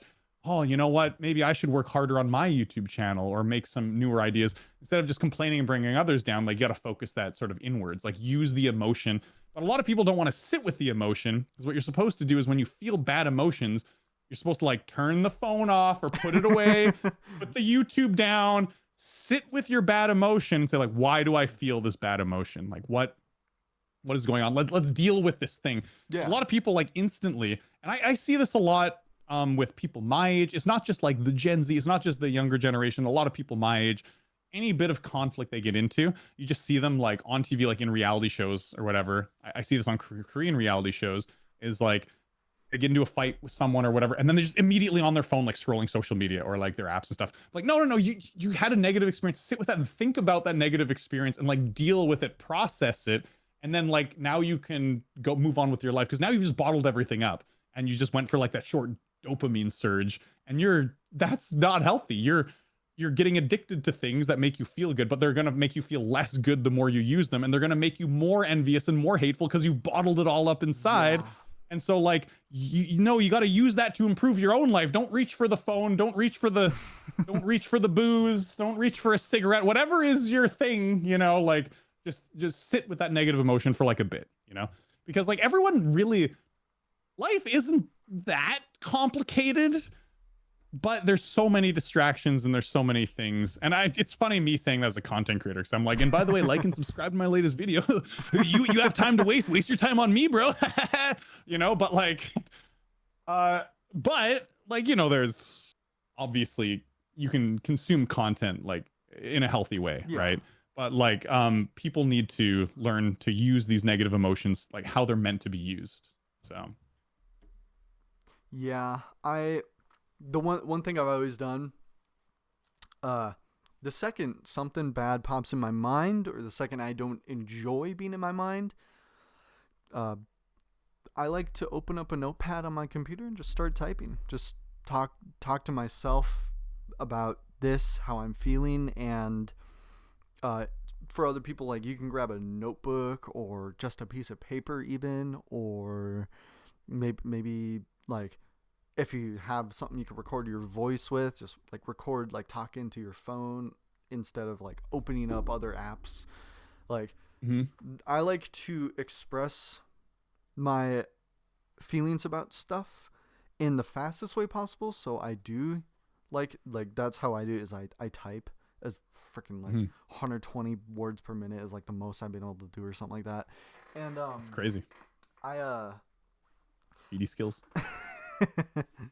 And there's a lot of people that'll handle it in different ways. Like I said, you either write it down slowly, or talking to people as well also helps. And being calm about it. Just don't go on Twitter. yeah, absolutely. Don't don't start like doing the doom scrolling. Like don't do that. Or well, don't do the dopamine things. Yeah. Like just you gotta process these things, and it can take a while. And then look in the mirror and say, well, how do I apply this to myself, right? Because I would even advise like talking with friends about it. It can be good depending on who you're talking to if Yeah. they just sit and listen to you. But like some people are like, well, if I were you, I'd do this, and you're like, okay, I know I don't like. You need to process these things individually, Hmm. and or people telling you like, hey, the way you're feeling right now, well, just go do this thing, and it's the thing that you would have done. Like maybe you deserve to like eat some cake to make yourself feel better. Oh yeah, great, of course. I give me the dopamine thing. I deserve it. Out of bad. It's like, oh no, you got to do the hard things sometimes. So some people will offer you advice, but I think we were talking about like people telling you things to do Yeah. and just like blindly following that. I think a lot of the times, you got to have that honest conversation with yourself and just be like, well, what is best for me? Because I know what's best for me, and like not listening to people telling you what to do. So Yeah. sometimes it depends, I guess, on who you're talking to. Because some people just sit and listen really well, and then they'll ask you like, I'll help. Do you want me to help you? Or Yeah. do you want to like process it yourself? Which is a great way to listen, by the way. If you're listening to someone who's distressed, is to like fully hear them out and then offer maybe to help instead of just being like, oh, I got you. Here's your solutions, boyo. So yeah. But anyways, yeah, like it's dude, how did we get here? Oh, how do we get to this point? these conversations, trust me, this is very normal. This happens in It's pretty great. much every Yeah, single one. yeah. It's Yeah, that's cool. It's lovely, these interviews, because I get to. It's nice how the world gets to see like certain sides of everybody and gets to like know more and not have to kind of like before the Space UK interview, everyone, oh, Space UK's a hacker. After, oh wait, Space UK, he regrets what he did. He wishes he wishes he didn't do it all. Like, it's nice that these interviews can put a larger perspective on people, if they've done bad, if they've done good, or if they're just going through stuff that maybe they don't put publicly, and it happens here. And another thing is like I'm a very emotional person, so I will be very transparent about. I will just say 100% of anything that pops up. So that conversation about like emotional stuff, it always pops up in these interviews. Okay, that's cool. Yeah, and that's good. I like this sort of unfiltered, and I think you're pretty good at what you do because you really let people talk. You don't jump in with like things you really want to say. Like you let me finish, and then you'll jump in. And so far, yeah, you're pretty damn good at this. I appreciate that. I guess for me, it's just I love talking to people, and I also took sociology for 2 years, so it's also easy to kind of get a grasp of people, and that really does help. And yeah, you're good at it, man. yeah, I appreciate that. And I guess that does answer what is your brutally honest opinion on Secret Way, unless you have more to say. And you can break my heart if you dude, want. no, you're good at interviewing, man. I've had a lot of interviews, and like some of them better than others. Mostly always a positive experience, but some of them just that don't know the art of conversation as much. And this is something that I actually was really bad at when I was doing collabs for the first time, was like talking over people. But like you let people finish, and when you let someone finish, there's a whole lot more of the conversation that you get, because you get to the end of the idea, and then there's so much more for like you to answer about, right? And it makes your answer even more interesting. So my brutally honest truth is I'm impressed. I appreciate that a lot. I've been telling myself this remedy that I need to use on everybody. You are the guest. You interrupt me if you're talking. I don't interrupt you. People are going to want to come here to listen to you, and it is your spotlight. Man, you're damn good. You're gonna I mean, I think Secret Way is gonna be a successful podcast in the GD community for a very long time, and then you're probably gonna make your own like super insane like Joe Rogan podcast someday or something, you know? I've been saying that. I've been telling people, I'm like, I'm just gonna be the Joe Rogan of GD. There you go. Well, you'll be the Joe Rogan of GD until you become the Joe Rogan of the whatever, the next 10 years or something, because you're good at it, man. You got a talent for it. I appreciate that. Hey, and I hate, actually not, I wouldn't say that the word like you got a talent for it. I actually kind of feel weird about that because let me explain a little bit. Okay. You're good at it. Yeah. I don't know if you're talented, but I know you're damn good at it. And like, I don't know if it came from like pure raw talent or if it came from you, which you just told me 2 years of sociology. It came from you working your butt off to get good at it, right? So like people on YouTube will tell me, wow, I really like your commentary. Like you were like born to do this. You're so talented. I'm like, dude, I sucked ass for like 4 years. I was like, I go back, I'm like, oh, it was terrible.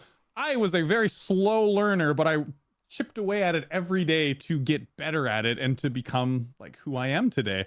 So no, people say, yeah, like, I wish I had your talent so I could do something like that. I'm like, dude, I was not talented.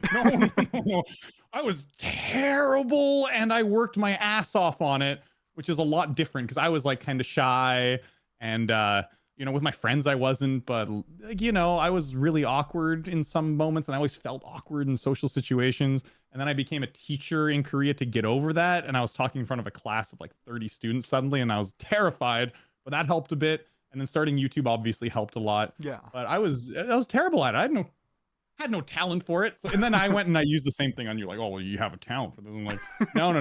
As I said it, I'm like, no, Eric, remember, you hate that word. You're good at it because you worked hard at it, is what I like to think about people. I appreciate that. And I can vouch, I will, the difference between the Zoink interview and the Trick interview, or the W Popoff interview, which is our latest one. Like, I definitely had a lot to progress on.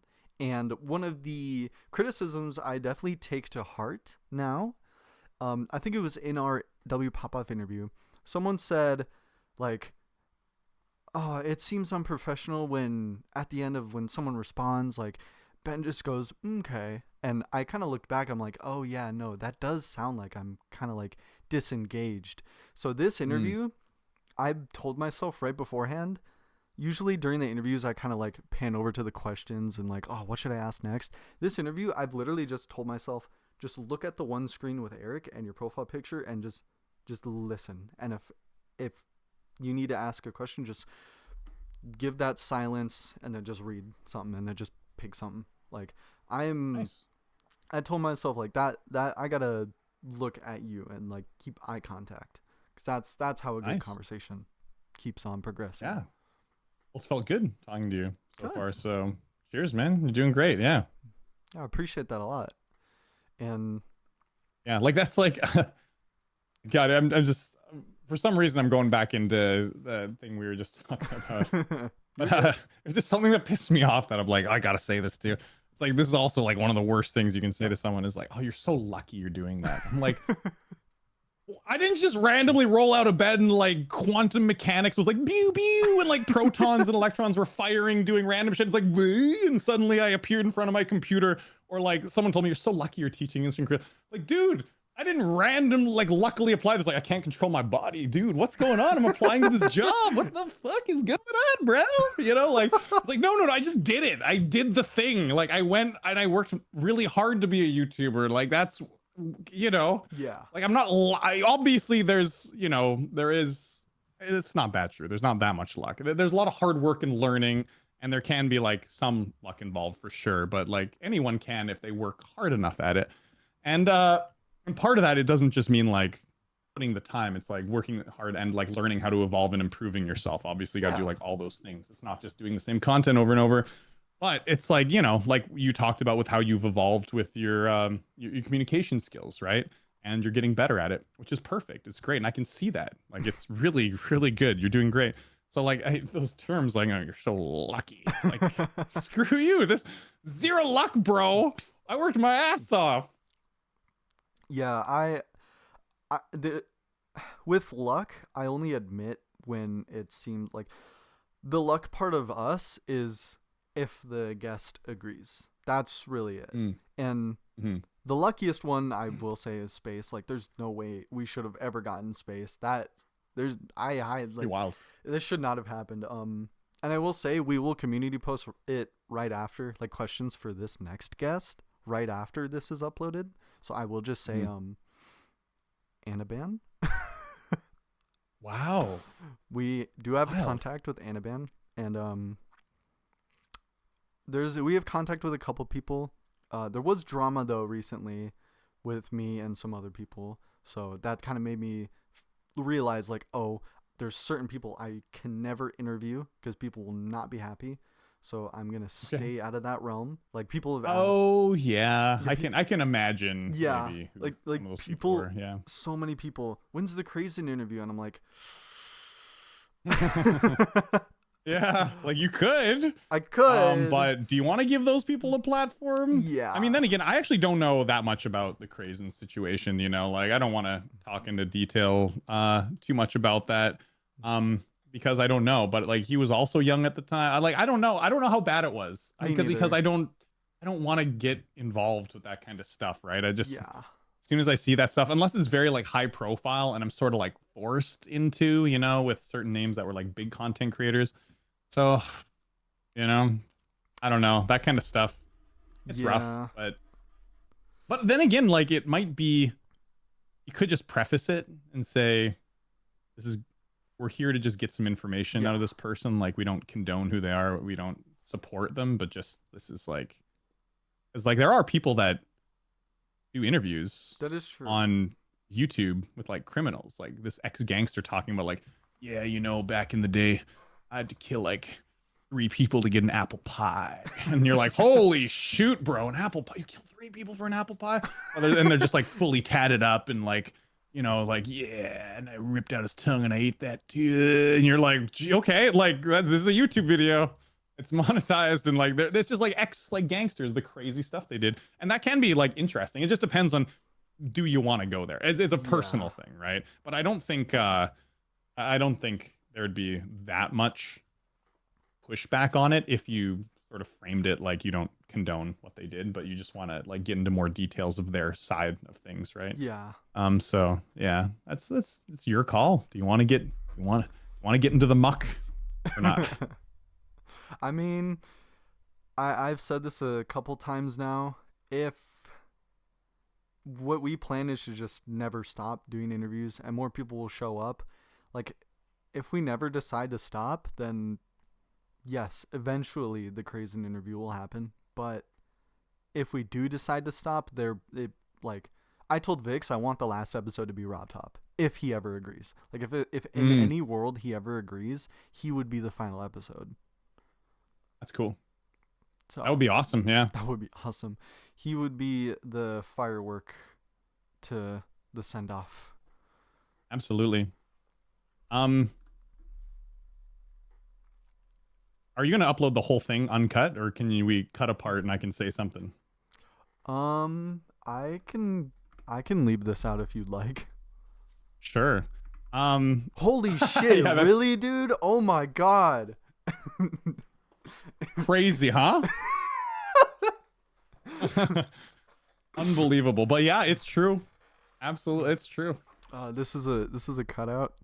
Maybe when that happens, we like. Would you be fine if we uploaded that uncut bit in the future if everything you said ends up happening? Oh yeah, if it did. It did, yeah. Like I mean, I can tell people a little bit about what I said. So anyways, I was all alone and there were like 20 gangsters and I fought off like all of them. It was so cool. Ooh, okay. Yeah. I know, all at the same time. It was nuts. I just whipped out the nunchucks I had practiced because I used to practice them in my mom's basement. And I was like, "Wacha, look at me, yeah." So it was pretty cool. Yeah. This is another question that's tradition with these. What is your hottest take in Geometry Dash? Dude, my hottest take in Geometry Dash. Oh yeah, so I've had a hot take in Geometry Dash that I've already said in a video, so I'll just say that one. And that was, interestingly enough, that we talked about this already a little bit. My biggest hot take at the time is I made a video about the Space UK hacking situation when it came out, just because it was a big thing. And Aeon gave me all the info about like, you know, all the other potential top 1 players there would have been without him. And I was like, oh, interesting. I was like, I think I should use my platform to like promote this a bit and like tell people who the real top ones were gonna be. So in that video, my biggest hot take in the community that I think got the most pushback was I said, but you know, Space has come clean, and if he's really apologetic, and clearly it looks like he is, then I would, if he promised never to hack again, I would absolutely welcome him back into the community like tomorrow. I was like, if he was really regretful about the actions that he took, because I think forgiveness is a very underrated thing that a lot of people online have really wanted to cancel people, and people that maybe have like some issues, addictions, problems, and they've done some bad things. Obviously there's a certain limit, you know, but like I've done some things, and they feel really bad about it. And some of those people, like, especially when it comes to just like hacking, even though it was a big scandal and it hurt like a lot of people who put tons of time and effort into the game, it's basically like cheating in the Olympics or something, right? Like obviously like that, it hurt people. But like if this person is really apologetic, and I think like maybe we should give them a chance and forgive them, like find it within our hearts, like people that hacked, like Andromeda, you know, who was also really sorry about it, and Space UK, things like that. I was like, I could find it in my heart to forgive them. And I think that was a pretty hot take, because people were like, Eric, man, he ruined a lot of stuff. And I was like, I know, but like, we're human, we make mistakes, and he knows it was a mistake. He's not like, yeah, screw you, effers. I pulled the wool over your eyes, bitch. I'm out. You know, it wasn't like that. It was like he felt really bad about it, and he wants to be a better person. Let him be a better person then. Yeah. Like, you know, I think it's okay to do that with certain kinds of people that obviously don't cross a line. Like, you didn't murder someone. I agree with that hot take. I've told people this before. Space UK is admirable now because he hacked all this. He hacked the hardest demon that he hacked, and now he's subjecting himself to beating Acheron. Like, and he is, I don't know if he'll go for anything harder. I do talk to him. He's been kind of subtle about it, but I do think it's very, like, we should look up to Space now. Like, he messed up. He made amends. He beat the Golden Legit, which was the first top 1 he hacked, and then the last top 1 hacked is Acheron, and now he's going for that. Like, that is the most respectable and admirable thing he could have done. Yeah, absolutely. I think that, like, it is, even with all the criticism, he didn't just run and hide. He's like, well, this is my mistake. I've faced it.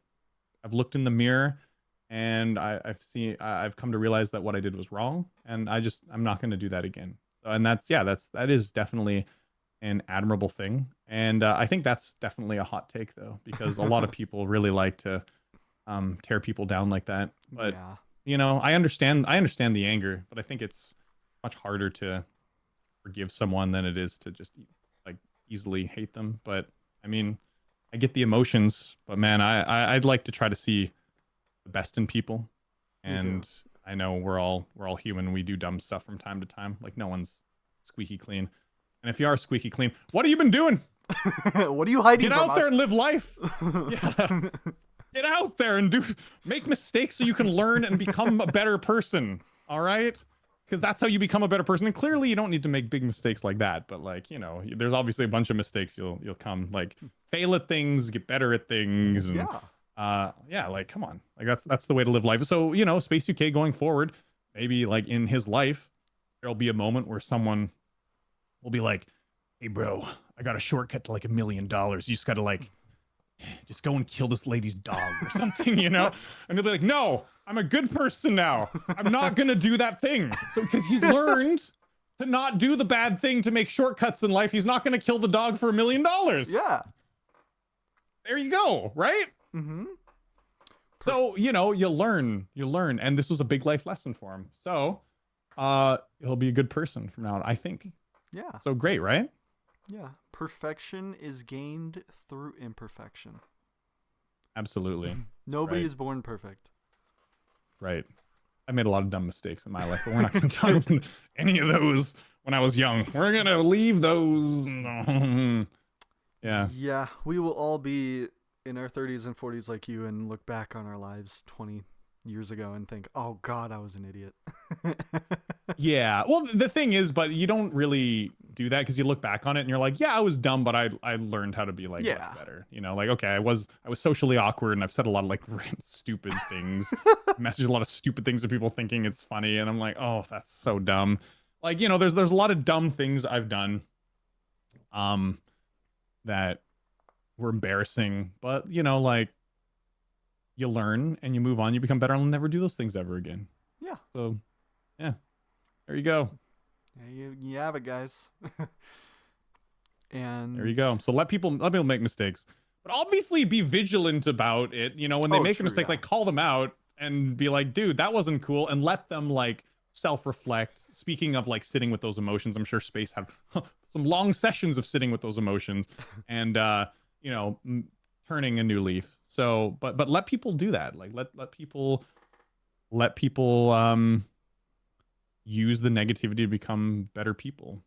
And like I said, obviously within limits. Some people, like like I said, some things obviously are pretty, there's pretty no bad. going Like, you back know, on. Yeah. like when there's kids involved, and like, you know, it's like, hey guys, let's maybe that one you don't have to forgive that one. Like now that I have a kid, I'm like, you can just, yeah, that person can leave forever. Yeah.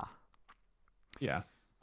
So yeah, but like, um, yeah, I think things like this, and even things maybe a little more severe, like some forgiveness goes a long way, um, to making the community like a better place and to make them better people as well. Yeah. Yeah. Space, if you're watching this, go beat Acheron Yeah, good and prove luck. to everyone you're good at the game. Good luck. Yeah. And I will kind of play off of that a little. So have you seen Twitter in the last like week? I was in Japan. I just got back last night. Wasn't on GD Twitter very much. So fill me in. What happened this time? Do you know who Wide Awake is? Oh man, briefly saw the name flash on my Twitter once, like a few months ago. I'm not sure, but I have no idea what the situation is. No idea. They great with connections. Oh my god, one of Vortrox's mods. They worked for TCD. Mhm. Um, I see. they're really good with working with people. But they had a dark secret that I unfortunately knew about. I didn't know how to. I'm gonna use this little bit to kind of like make the most public statement I can.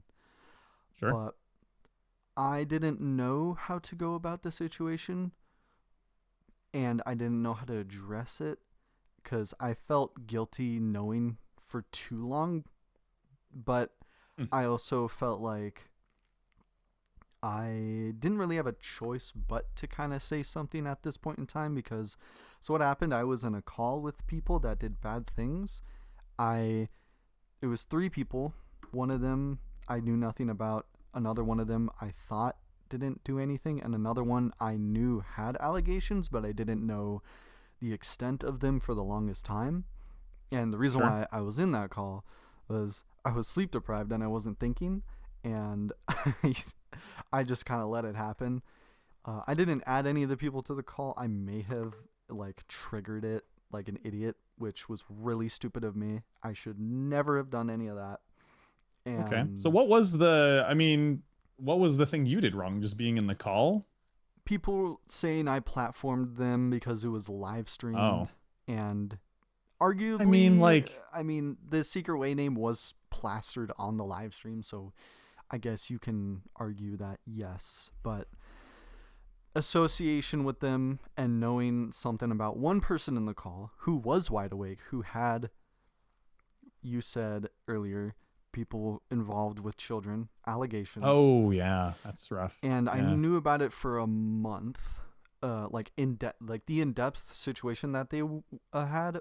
It was a month prior that I learned about it and actually did research, and I knew they were wide awake for the longest time before finding out about everything that they actually did.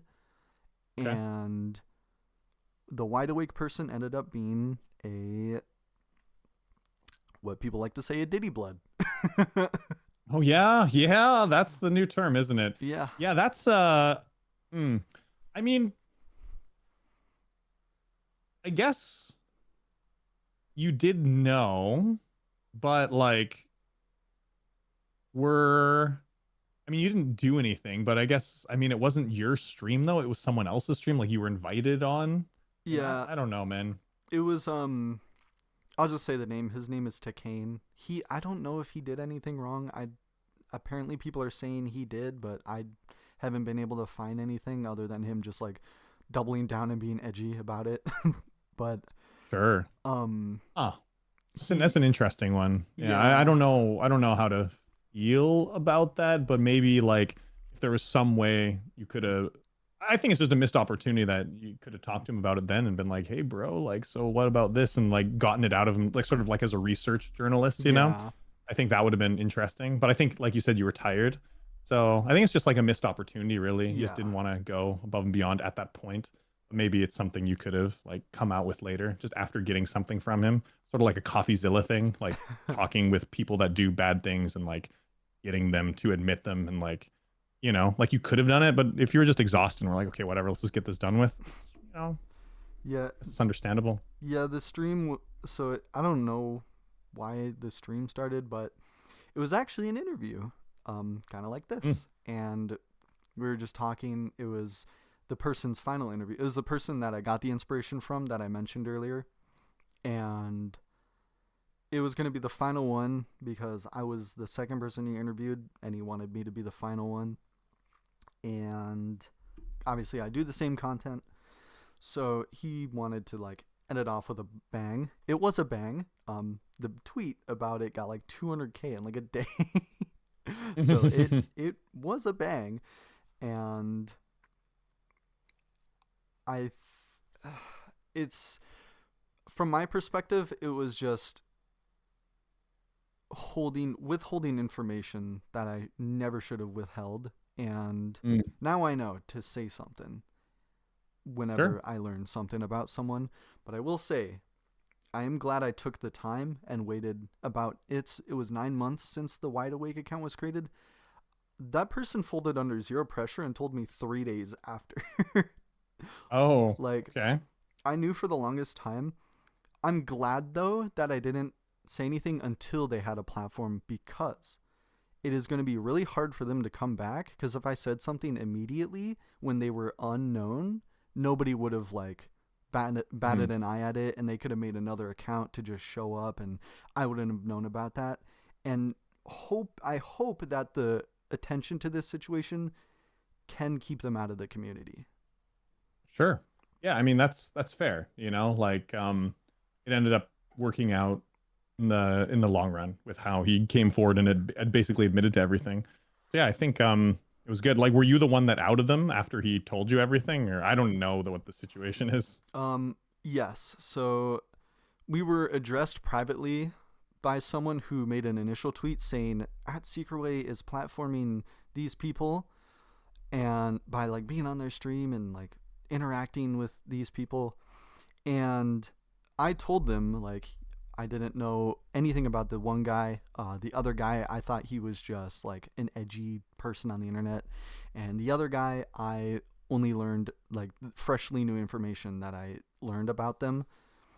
And then me and Vix were talking to each other because I told Vix as well, like early on.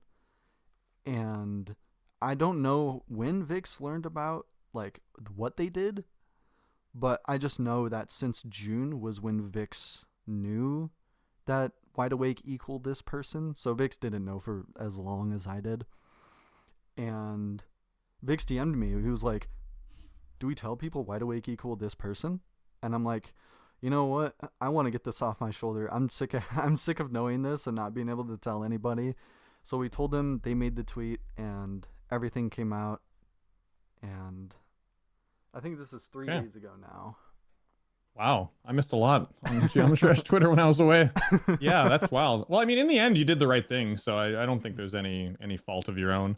I would say if there's any way in the future, like while you're in a call with them, like try to get them to admit stuff live or like ask, maybe probe just like a little bit. Yeah. You know, but you were tired, so whatever. That's honestly a really hard thing to do too. Like just having the balls to like do that live to someone. It's way different than just sending them a message. So Yeah. yeah.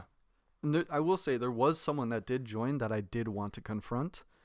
Um, I won't say anything here because like I don't know the full, so I'm not fully knowledged on it. I just know surface level stuff, and I haven't seen any statements that they've made. But there was someone that we added that I wanted to confront, but if I Hmm. remember correctly, I was just talked over. So that was another Oh, factor. yeah, it sucks. Yeah, But some people are like that when it comes yeah, to like conversations. Yeah. yeah, it was unfortunate. But at the end of the day, everyone involved, um, at most, guilty by association with the person. I don't know of any factual wrongdoings by these people other than the one person. Oh, so they're under fire too. Yeah. Everyone. Oh man. I Everyone guess got, they all knew. every single person was under fire. Yeah. Yeah. It's just, Ouch. I mean, yeah, that guilty by association, that happens, man. Like, I think I've been called out before for like someone that I had worked with that I had to deal through, but I'm not going to go into too much yeah. detail. Yeah. But for me, it's just like, we're the biggest name and I need to hold responsibility for that. And I have all them blocked. I have not talked to a single one of them since like a Hmm. day after when trying to just like address stuff. Actually, I didn't even have Sure. direct contact with any of them after I blocked them. I just Yeah. said stuff to people who asked questions about my perspective, and the screenshots were shared. Obviously, I'm perfectly fine with anybody showing screenshots, because I know from my perspective what happened to me, but to other people, I won't speak on their behalf. So Interesting. yeah. Yeah. Well, I had no idea that that went down. So, damn, that's some spicy drama. Yeah, it I was wouldn't even really call that drama. That's spicy allegations, I guess I should say. spicy reveal. A spicy reveal. Holy. Um, yeah, it's interesting how people in power do things like that because like you have a lot going for you. So why would you ruin it just for like that? You know, Yeah. why? Like what's the point? And I'm not gonna lie, I've tried to drive, like I've talked to the person behind the Wide Awake account that did things. I've tried to drive them away from this community in private so many times, like telling them, hey, you should just go to a different community. Like I did not want them here, and I couldn't do anything. So coming out about it publicly, hoping they A, take the time to progress as a person, and B, go somewhere else. Please. Yeah, where there's not a bunch of kids Yes. playing this game because this is a very like this is a game that kids love. Yeah. Yeah. Jeez, man. Yeah. Rough. It was huge. But um we'll go to this question. It is another tradition one. It's the last traditional question. Okay. What is your biggest regret in your GD career? Oh, my biggest regret is to not start grinding out extreme demons when I was younger. I didn't. Why am I beating RGB when I'm 39 years old when I probably could have gotten through it in like 2017 if I would have just dedicated myself? Like I could have, and then I could have been like near the top of the leaderboards. I could have been like, you know, that could have been crazy, right? Yeah. Now that I know what I'm capable of, and why I just I'm kicking myself in the butt because I thought everything was so impossible. My progress was so slow, and clearly I wasn't a pure GD content creator until like 2021 or whatever. Yeah. But still, like I dreamed like, man, imagine how good it would be to be good enough at this game to beat Sonic Wave. Ah, that's impossible for you. You'll never do it. Like, why didn't I just grind it out back then? Obviously, it would have been with a mouse. It would have been way more awful. But I could have gotten the skills to be able to beat things like Sonic Wave and Yada when I was younger. And I really wish I would have started that because maybe right now I could be beating. Obviously, with my age, I wouldn't be beating like crazy hard. I wouldn't be beating like top levels, but maybe I could be like trying to beat something like Zodiac or something like above that in difficulty, like in my Yeah. current state right now. And maybe I could just be a lot better at the game. So I definitely, my biggest regret is to not start grinding out harder levels earlier and to not put as much emphasis on that. Like I wish I would have just started streaming Extreme Demons in like 2017 and not never stopped. Hmm. Okay. That's about it. Other than that, I don't really have any regrets. Like in terms of content creation wise, I mean, obviously there's the I wouldn't really call it a regret though, but there's always those moments of like you see like a really neat idea for a video pop up, you're like, why didn't I think of that? Like, you know, that's like, I don't know if that's a regret, right? Yeah, that'll always happen with content creation. Yeah. But So that stuff like that happens. But like, yeah, my biggest regret is to not grind earlier. I really think I could be much better at the game at this point. But I mean, all I can do is keep pushing forward now and seeing how good I can get pushing into my 40s. honestly, same. That would be one of my biggest regrets. Is okay, it's a running meme on our channel that I always bring up Zodiac when I talk to people because Mm. that's what I've been going for the last 6.5 years now. Oh yeah, it has been that long, hasn't it? Wow. Yeah, and that's my biggest regret is going for it. It falls all the way down and just still going for it for some reason. Like Mm. I don't, I my problem is I fell into a trap where I started liking the level, and I think I'm probably one of the few people that'll give it a 10 out of 10. Like the level is so fun. The rhythm compared to the gameplay is, I don't know, it's just the click pattern compared, like the click pattern with the song, and the decoration is very nice the entire way through. I like that it's long, so when you're reaching the end, it's like, holy crap, I'm about, like, I could do it, I'm getting far. Like, I don't see any downsides to that level, and my biggest regret is still going for it after this long. Hmm. Yeah, that's a long time. I don't know if I've heard of anyone going for a level that long. 6.5 years. Yeah, the only proof I have of it is a clip from December 8th of 2021 of me doing TMN for the first time. Wow. Do you think you're ever gonna beat the level? 100%. I've been learning new techniques lately. People have been helping me, like, on how to abuse start positions, like, to the fullest potential, because they help a lot. Like, start positions, for sure. Like, best thing, one of the best things that happen to top play is start position, switcher and all that. And Sure. Mega Hack is goated, man. yeah, and yeah, I said springtime, maybe even early summer. Who knows? Maybe I could beat it for the 7-year anniversary of the level being created. That'd be sick. And I think that goes like a long way for beating levels. This is something that I learned when I was playing Yada a lot, was sometimes the click pattern that you thought was the best click pattern, you're like, you know what? Well, some other people, they don't do it like this, but I do it like this because it works for me. Yeah. You know? Sometimes it's not the most efficient and best way to do it, and you just gotta put in the effort. And it sucks to put in the effort because relearning something takes a while to get it into your muscle memory. Yeah. But sometimes you gotta suck up the pride and just relearn it in a different way. Because I had to do that with Yada. I had to relearn this ship part right after the drop. It just kept on killing me, and people said, that's not one of the harder parts of the level, bro. Why are you dying there? But I don't know why. It was because I had my red icon on a red background. I had to switch my icon to blue, but I also had to, like, there's this like kind of block you can land on, and normally I just straight flew through it, but I just like started aiming for the block to land on, and then like kind of bouncing off it and flying, and then it was like 100% consistent. But it took me like, why did it take me months to suck up the pride and just be like, part that's killing you, maybe we should just sit down for an hour with it and just figure things out. And like I did, and then I got so good at it. But I was so long of doing that part wrong that I wasted so many attempts. Like, what an idiot, you know? So good advice is like, and once I started doing Sonic Wave, I started like, I went into that being like, okay, let's change the pattern if it's not working. And I got much better, quicker at it, just going in with that flexible mentality. Yeah. And so, yeah, like you gotta be flexible. Even though the first way you practice it seems to be the best. There's probably a various other possibilities of click patterns you can do to get through there. Yeah.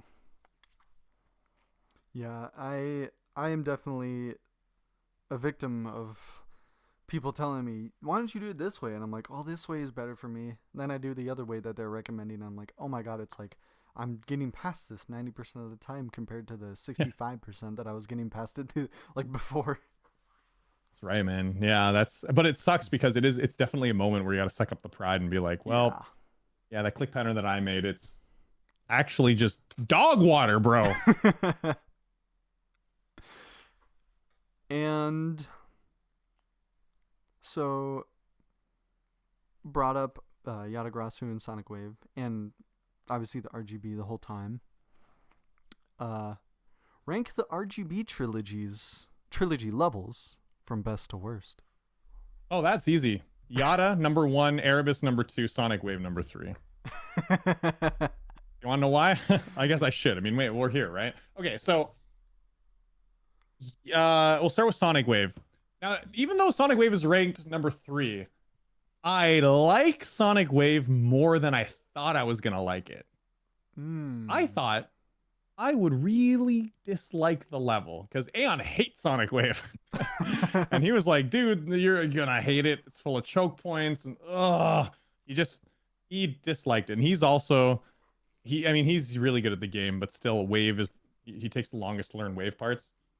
So he told me like just get ready for a nightmare of a level. I was like, okay. I was going into it with sort of this expectation this level was going to be awful. And there were awful parts about it. There were parts that I really didn't like. But when the level's good, man, it feels pretty good to play. I like some of the wave patterns. I dislike the choke points. Yeah. And I really dislike like the first yellow orb click is just so annoying to get through where it's just you die there all it's so awful. I hate it so much. And then sometimes like in the ship part where you're going transitioning into the ball, like you can hit the jump pad in a weird way too early or whatever, and then like you bounce and hit the side of the platform. There's like so many deaths that just piss you off when you die to it, and it's so frustrating. But overall, like I got really consistent at the ball. That people say is one of the hardest parts of the level, and I was getting really consistent at the level by the end of it. It's just dying to the choke point of like 48%, that like 60 hertz frame perfect, was a little disconcerting at times. It pissed me off a lot.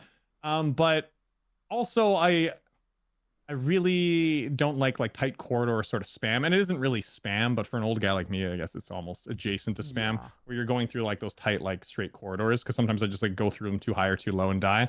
Like those parts piss me off. Other than that, like some of the wave gameplay was actually, I felt like pretty well thought out and fun.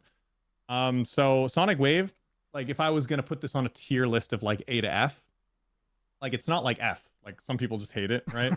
I also don't think it's the greatest thing of all time. It was just like it was just kind of okay. So maybe I'd put it like on if it was like yeah A to F, maybe like a C tier experience or something, like a low C, C Okay. minus we'll call it. It C was just minus. like it was good. It was satisfying. But I think the reason why I rank it as high as I do compared to some people that really dislike the level is I was actually pretty good at the second wave. I don't know why, but like from the second drop, you go through like the slow part and then you go to the duel. And then after that, there's like the notorious part where people say is just one of the hardest parts of the level because it's a very like awkward set of Oh. wave clicks where you're the upside down wave. Yeah. So that part, people hate that part. I actually was pretty good at that part, and I really liked the way it flowed. Of course, I still died there, but not as much as other people. Like, I think I beat it with less deaths there than most people would, like percentage wise, you know? Because Aeon told me he like died there like 100 times or something. And I was like, I definitely got there like maybe 30 times tops, but in my 30 times of getting to the second wave, like I beat the level, right? Yeah. So like I was pretty consistent at the second wave, and I liked it. So I think because I was, that helped my enjoyment of the level. Like some people that click pattern just doesn't jive with them for some reason, but I was able to do that a lot easier than others for some reason. I don't know why. Huh. Yeah. Yeah. When you mentioned the second wave, I was like, second wave, and then you mentioned upside down wave, and I'm like, oh yeah, Yeah. yeah. A lot of people Yeah. do not like that part. You He's don't. right. Yeah, but I jive like so I don't know how much you know about my streams when I was doing it, but I fluked from I had died to the cube before that part, and then Yeah. from dying to like a stupid death to the cube at like 65 or something, I actually got 65 to 92. So the first ever time I made it to the second wave, I got past it to the third wave, Ooh. which that doesn't happen. Like people say like how how did you do that? Like that's not supposed to happen on the Sonic Wave grind. You're not supposed to fluke that part, but I might be like one of the only people to have fluked that part if Sonic Wave was like a new hardest, which it was for me. Obviously, Yeah. if some like if Zoink's like I'm just gonna go and beat Sonic Wave, obviously like he probably could fluke that pretty easily. But like as someone who's going for it as a new hardest, that is something that just doesn't happen.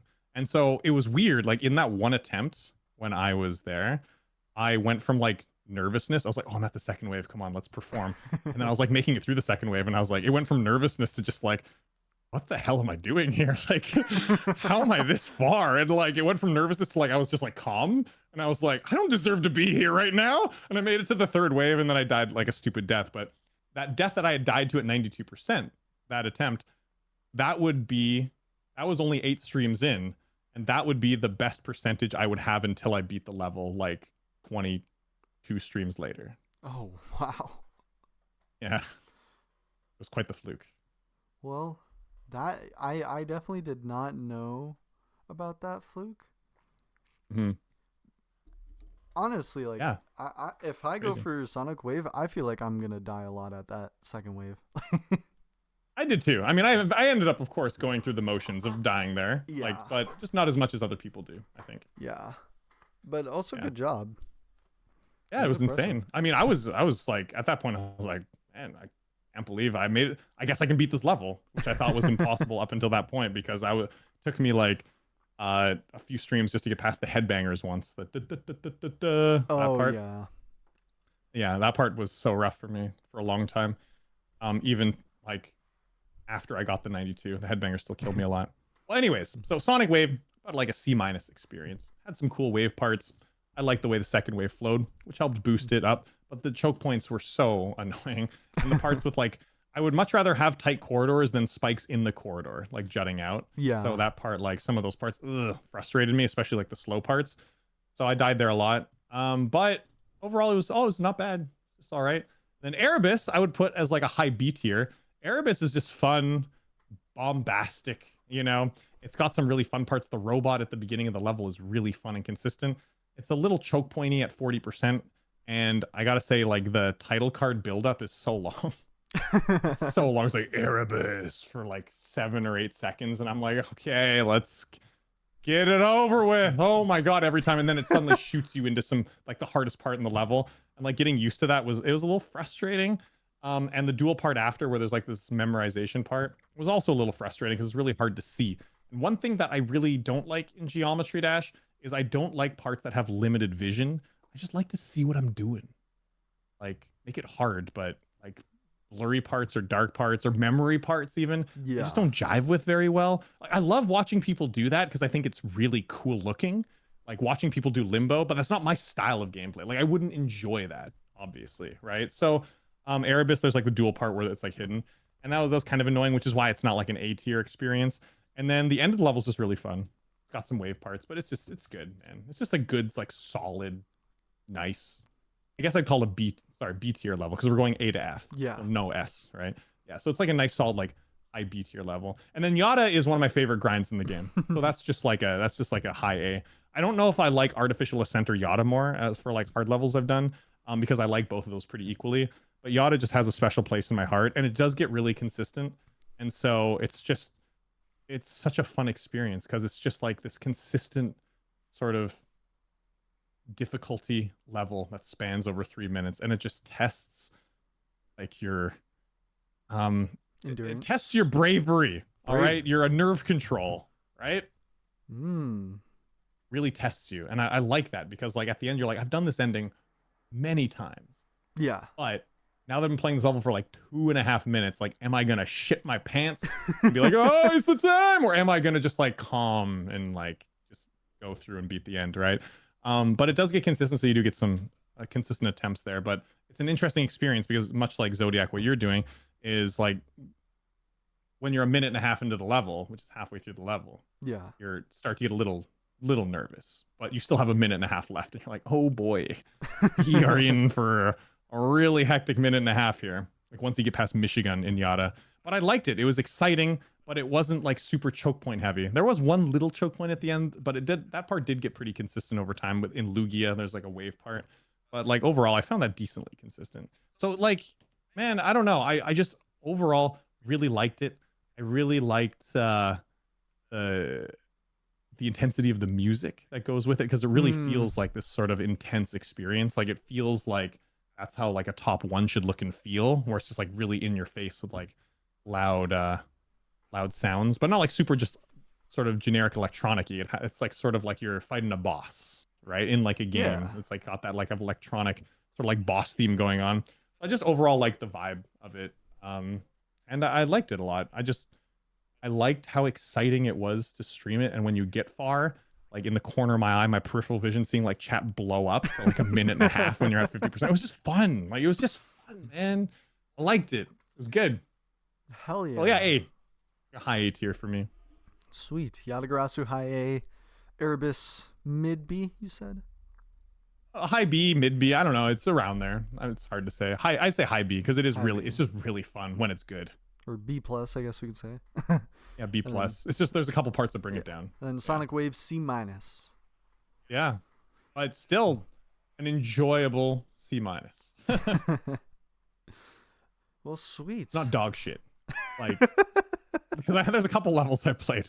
Like, yeah, that's like nice, good compliment, right? Well, it wasn't dog shit, so yeah. But like Sock Up in Hell, I just like that level's like dog shit, man. I hate that level so much. It's so bad. It's like cool. That's a hard like wave challenge. It's like you do one part and then you do like some middle parts, and it's like now let's do it again. Like why? Like just put something else there. It's so bad. I don't like. I get zero enjoyment out of Sock Up in Hell. Like there was no fun that I had in that level. Yeah, I can imagine that level only wave predominantly wave, probably because just it being 1.9, everyone was bad at the wave and we were learning. And then I know I think Nubis was the one that made it. I think he was like trying to just get the hardest thing he could think of for the top players. For sure. But the thing is I think there was an older version that had like a dual wave at the end, where like the third wave, which is just third wave's just like a copy of the second wave. Yeah. So I think like originally there was, but people were like, that's too hard. So for some reason on the Trusta version, they're like, well, we'll just copy and paste the second wave on there. Like that's what makes it so terrible. Like maybe if there was some unique parts at the end, but like you just copy and pasted like two hard sections back to back. I wouldn't have minded like a third hard section that was completely different, but like it's like, yeah, it's just like you did it once, now let's do it again. Like it's so dumb. It's just such a dumb level. I don't know. I don't like it. I don't like Sock Up in Hell, and there's not many levels that I don't like. Okay, I usually find enjoyment in some levels, but Sock Up in Hell is just like it's one of the only ones I really don't like. That, and I wasn't a big fan of Aftermath either, but Aftermath I didn't dislike as much as Sock Up in Hell for sure. Yeah, I don't think there will ever be an Aftermath enjoyer. Yeah, like come on, like hyper light click at the end once you've gone through all the hard parts. Like you guys, you psychopath. You psycho. Yeah, so I don't take that back. You psycho. What were you thinking? I'm just kidding. Especially when, I remember what guys. Oh, sorry, you go on first. Oh, actually. I was just gonna say, especially at the time when it was made, like. Oh yeah.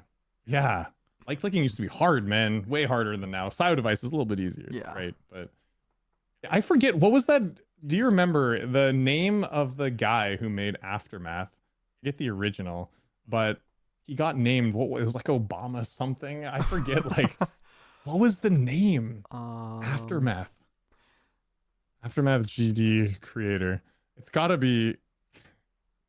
It was made by Xfinity and verified by DeMeister. Or Sacho. Yeah, originally it was hacked and uploaded by Sacho, but then it was the guy like Sacho, he got hacked or something. He got his name changed, and it was the funniest name for the longest time. But I can't remember it. But I'm trying to look on the I'm trying to look on the wiki for it. But it was just the funniest name. It was something about like, wasn't like Obama Rebirth. That's Dansman's level. Oh yeah. But it was the funniest thing. It was when I beat it too, and obviously it got fixed. I think it got re-uploaded on like another account or something. Hmm. Oh man. Yeah, I have not heard about this. Yeah, it's too bad.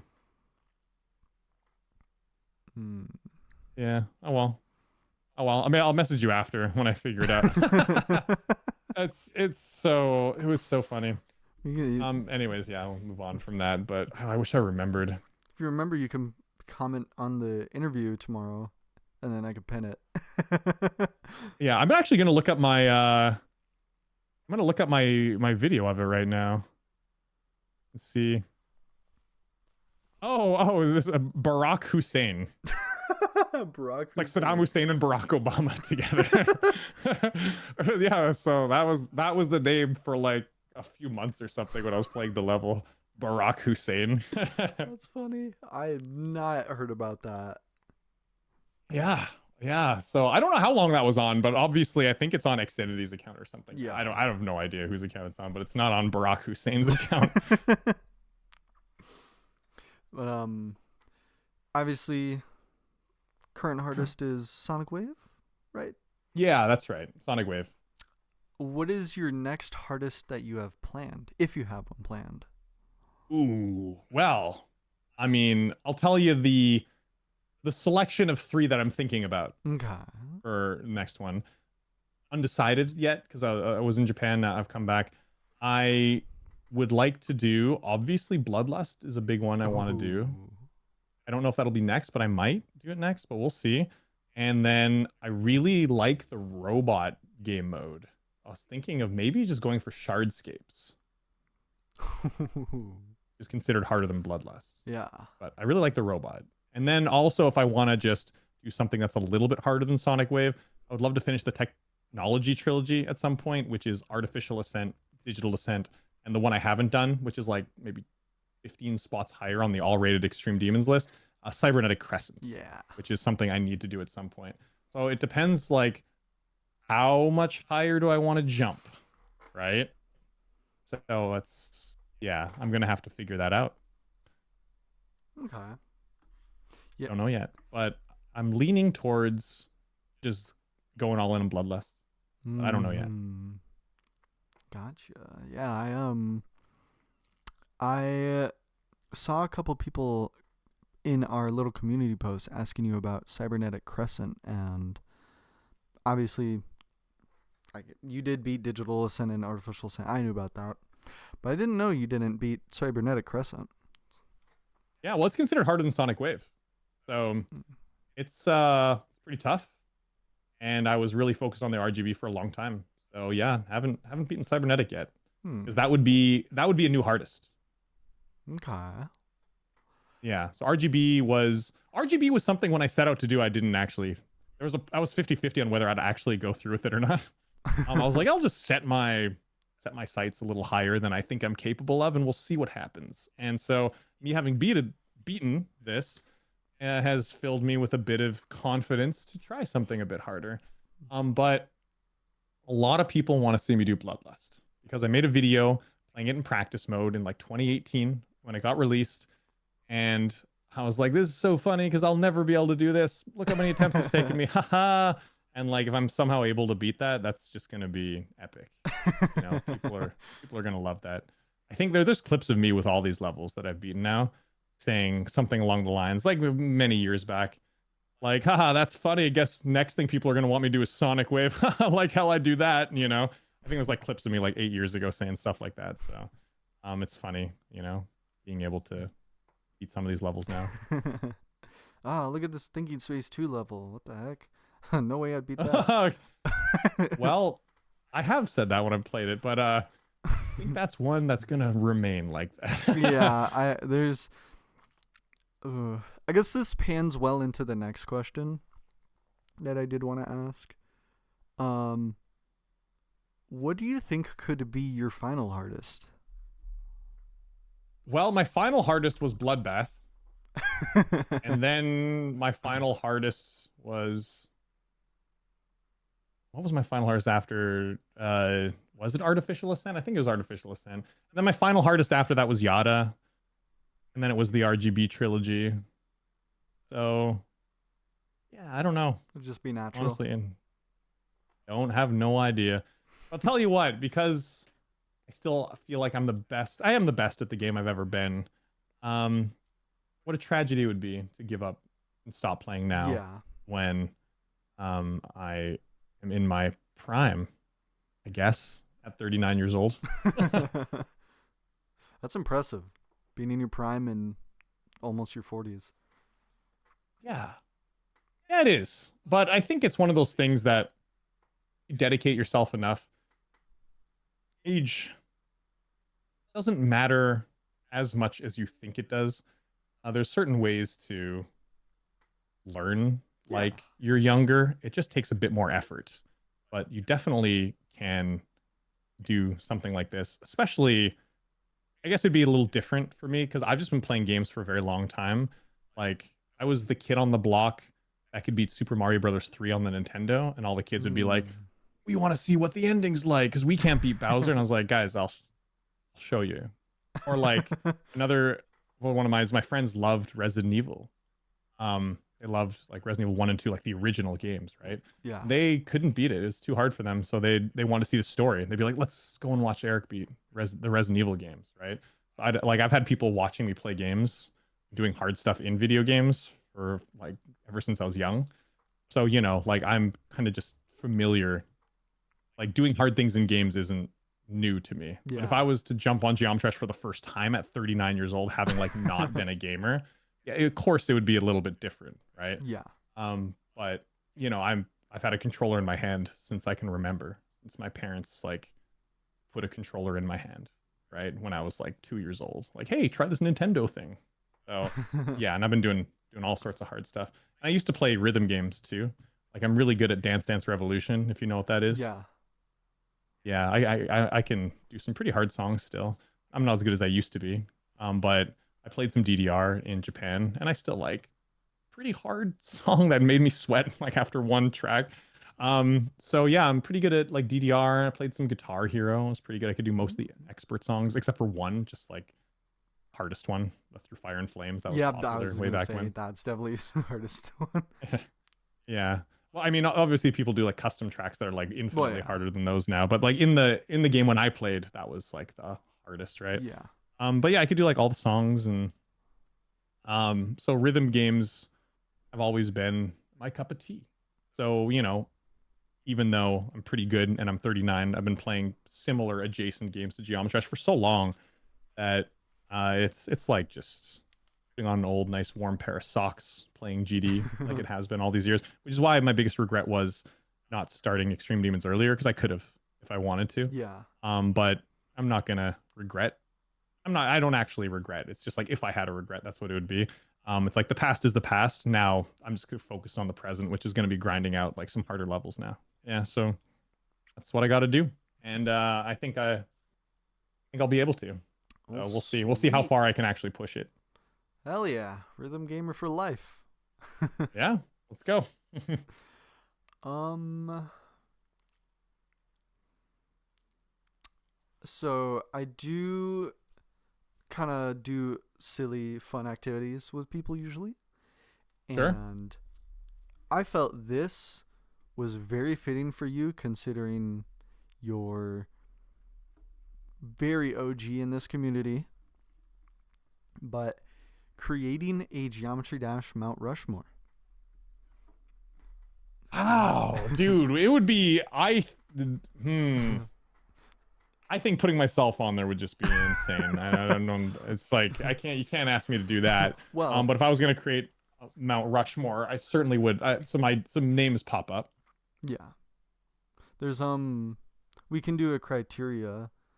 How Nepesta did it when I asked him, he did 4 separate Mount Rushmores, and then Oh. one of each category into one Mount Rushmore the best he could, Okay. and it will be player, uh, level creator, content creator, and we used to do hacker slash modder, but Paco recommended that I do music artist instead. So we'll go with that. Interesting. And Yeah, we, there's so many facets yeah, in the community, isn't there? Yeah. there is. And we can start with player. So 4 players on a Mount Rushmore that you can think of.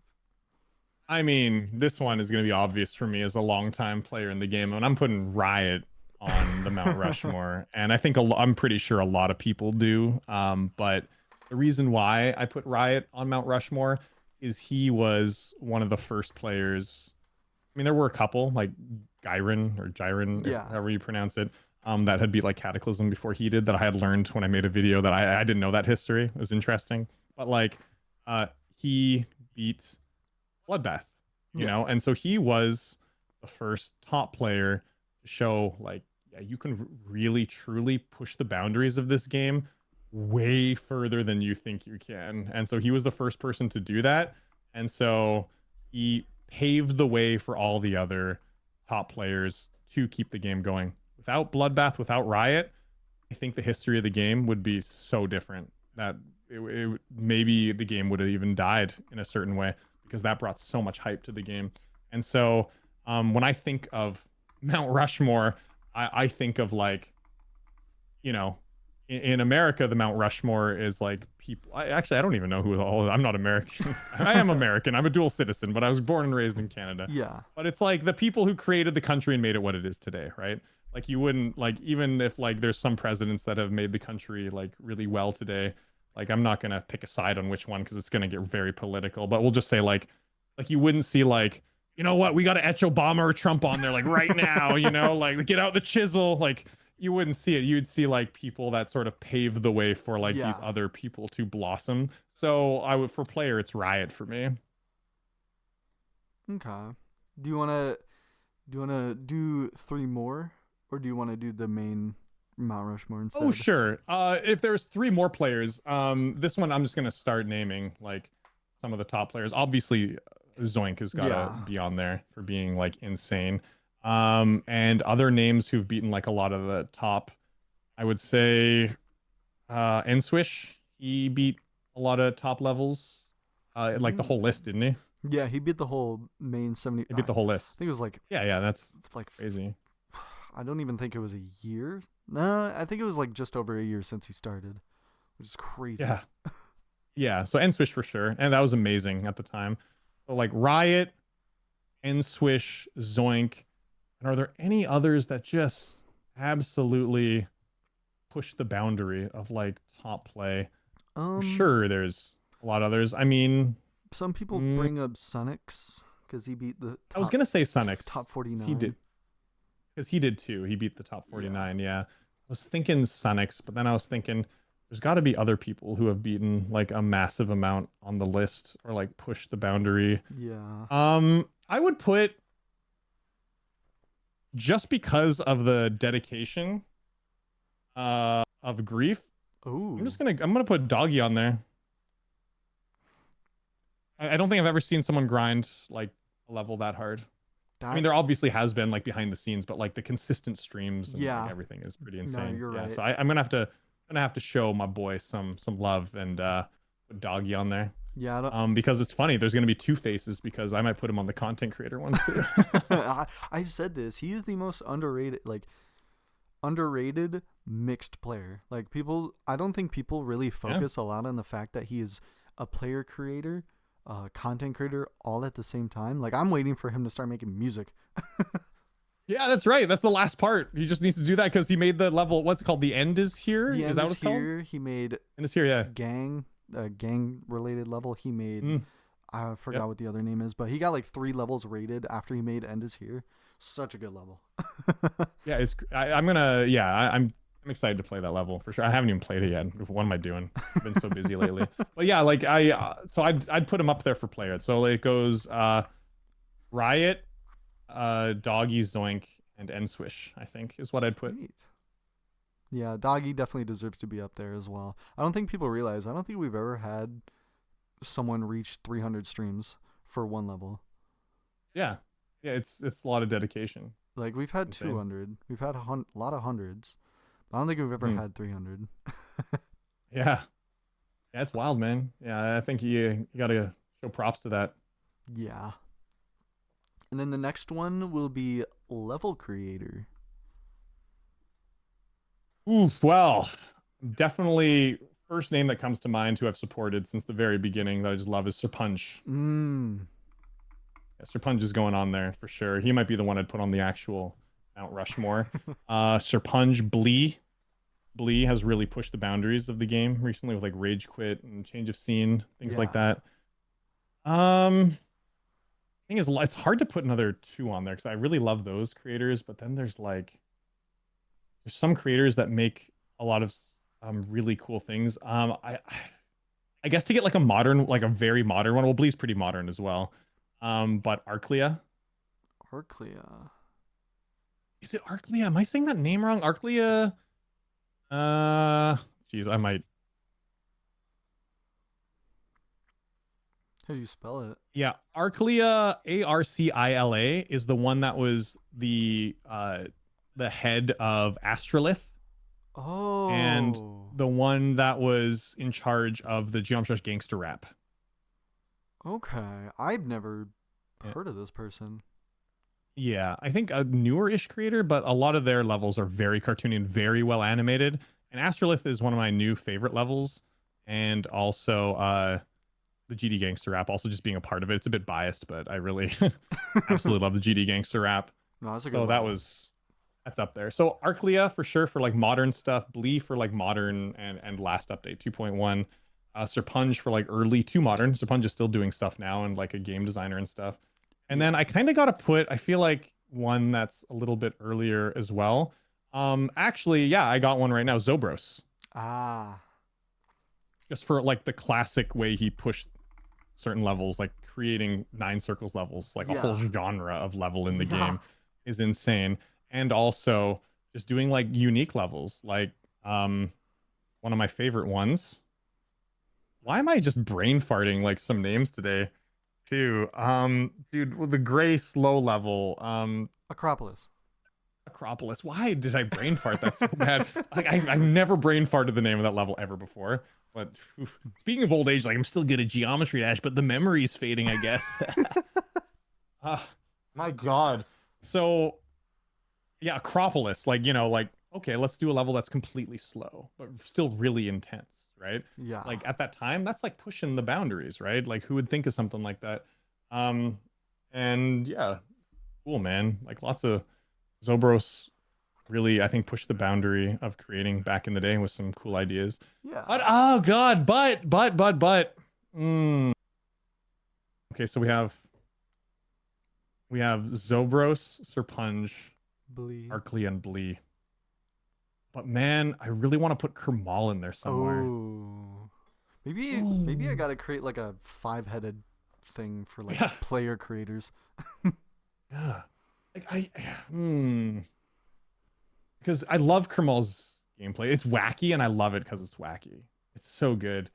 Um, Dude, who would I replace it with though? I don't know. Would I replace Arclea or if I say 5, that's just cheating. I don't want to be a dirty, filthy cheater. So like, can't do that. Oh my God. I love Arclea, but I think I'd have to replace Arclea with Kermal. Hmm. That's a hard one to do though, because I love Arclea. I don't know. Yeah, well maybe just 5-headed beast. We'll just like mix them all together and it'll be like some weird like 5-headed creature. Yeah. Because Well, it's so hard to choose. uh, if you choose Carmel over Arclea, shout out to Arclea. Yeah, absolutely. Shout out to Arclay. Go follow her. No, I actually, you know what? I think I'd switch Zobros with Kerbal. Ooh. Actually, I like Zobros and he like pioneered a lot of stuff. But I think Kermal, just with his uniqueness and quirkiness, I think I just like it a little more. Yeah. Hmm. Okay. Okay, so that's mine. That's Although Zobros, we'd carve him into the bottom.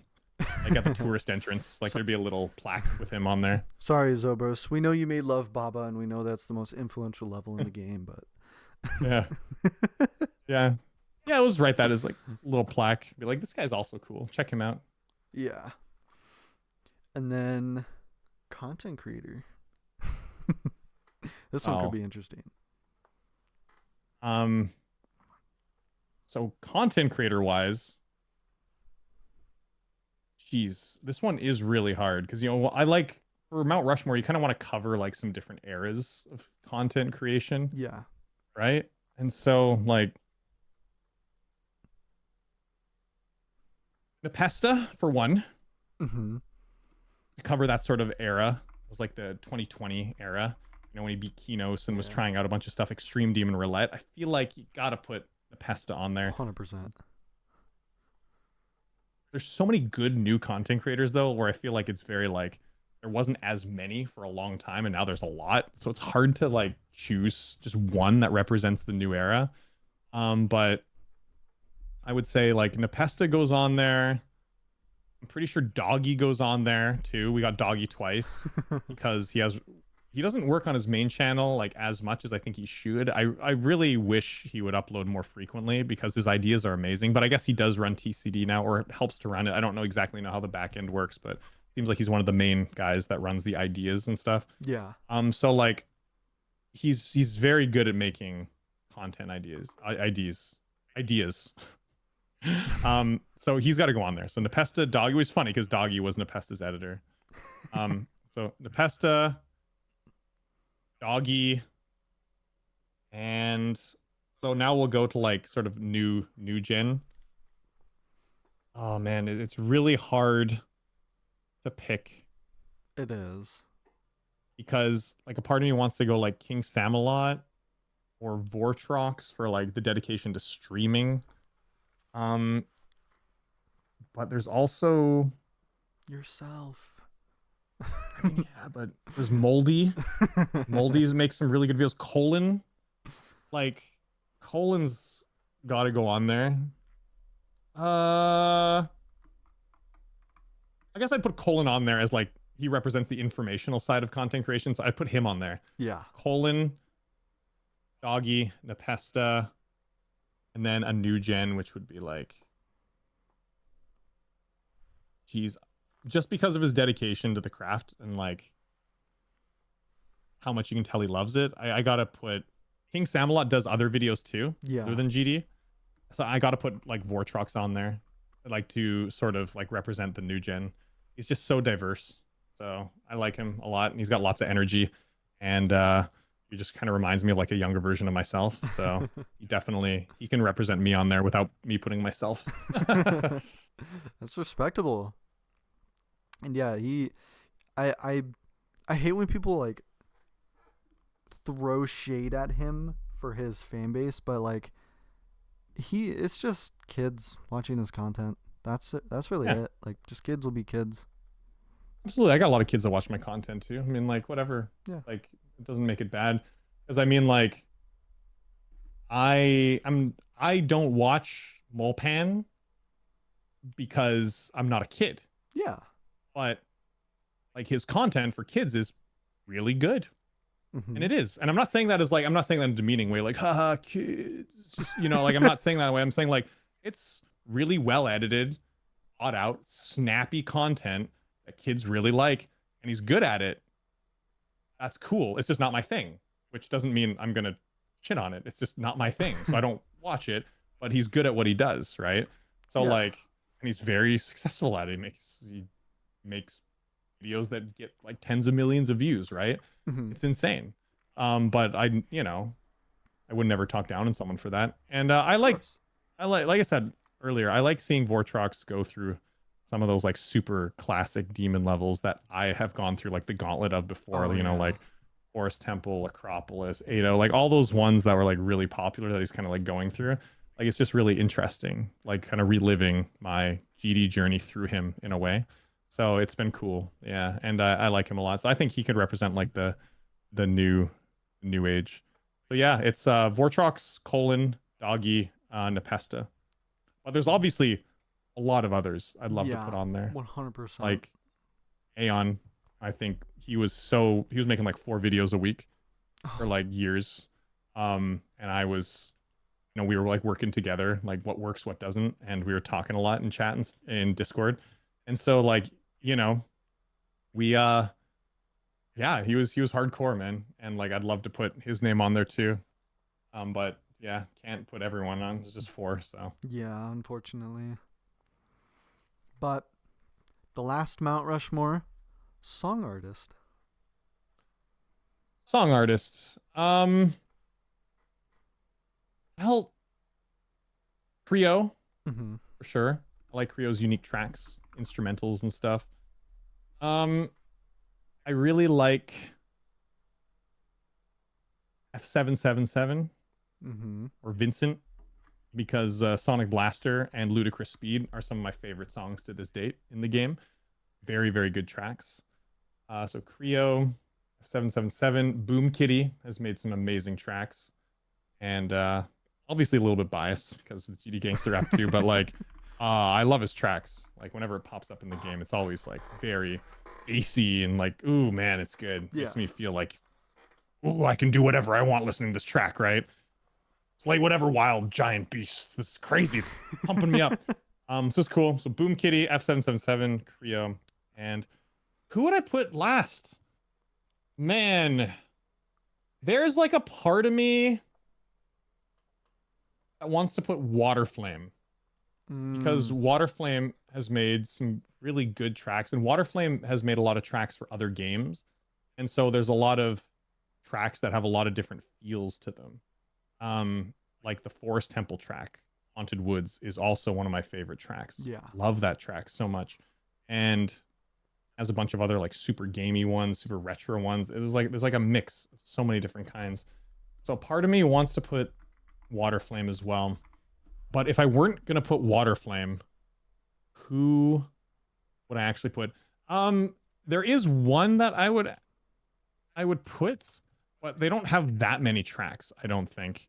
It's the one the one that did the song Steam Pianist, Lonely Travel, The Undertaker's Daughter. Ooh. And Steam Pianist has done like some other tracks that were used in the game. I can't remember. Hypnotic Travel was one. Okay, yeah, that one too. Song. Yeah, so there were some like really cool. La Llorona as well is like a really cool song. Wisteria also was cool, like that really like creepy one. Yeah. Yeah, so like I love Steam Pianist as well. It's also Dim Rain. Man. Oh, there is Dim Rain for sure. I like Dim Rain's tracks, but I like these other ones a little bit more. Yeah. But I do like Dim Rain as well. But it's Waterflame or Steam Pianist. also to get a more like modern one that's just recently been doing tracks for it, Camellia. Oh yes, really amazing. Chamelea's songs. Camellia's so good. Oh my god. So like, this is hard. The music artist one, man. How do you only choose 4? It's a good question. Oh, so what do we have? F777 just for the classic nature. Like I have to put on there because Yeah. Ludicrous Speed is so good. The Supersonic song is like just so intense. Like the part where it starts to get like in the wave part was like before Vibrance Ball. Yeah. It's so good. It is it's so good. It's so dude. fun. It is. It's so like amazing. Like that was when I heard that and saw Supersonic for the first time. I was like, I love this game so much. Like that part like got me in. I also really like the Fat Rat too, but Fat Rat not as much because I think some of the vocals on some of the songs are a little too like floaty and light, and it's like I feel like they don't jive with some levels. Holy shoot! Okay, we're gonna start clearing the air here, and I'm starting from square one. So we're going F777, Boom Kitty, Camellia. Camellia, you can't. It's like shoot. Camellia is just amazing. Yeah. Steam Pianist. I like Steam Pianist. There's not enough. So I'm gonna go with Waterflame. Oh, okay. Yeah. So no Creo. Yeah, yeah. I really like. Okay. This one is really hard. I agree with you. This one is really difficult to put together. Creo or Waterflame? I think Creo. I have to, just because I really like the unique tracks. Do we Creo. cheat? They're so good. Yeah. Add Yeah. 5. That, that's it. Oh, no cheating. We can't cheat on this one. We'll just go. Right. We'll stick with the 4. You're right. It's like, I mean, what's the limit then? All of a sudden, we're gonna have this gargantuan like 20 face summit. So, Like a centipede want of that. heads. yeah, that's right. The human centipede of Geometry Dash DJs. Oh, and then probably going to be the hardest of all. One of each category in one Mount Rushmore. Actually, I don't think that one's as hard because I think I know like which one's my favorite out of all of those. Okay. So obviously Riot for Right. player. Um, Level creator. dude, never mind. Level creator for me is Sir Punch. Okay. Yeah, there's no doubt about that. That's so Riot, Sir Punch, content creator though. That one's a bit harder. I'm inclined to say Doggy, but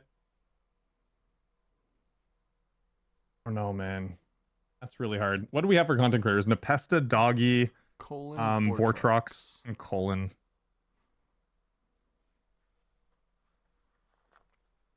Doggy's been so involved with so much with content creation. I'm gonna put Doggy up there.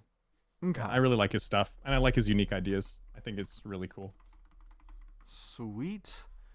And then the final one to finish it off, song artist. The one song artist.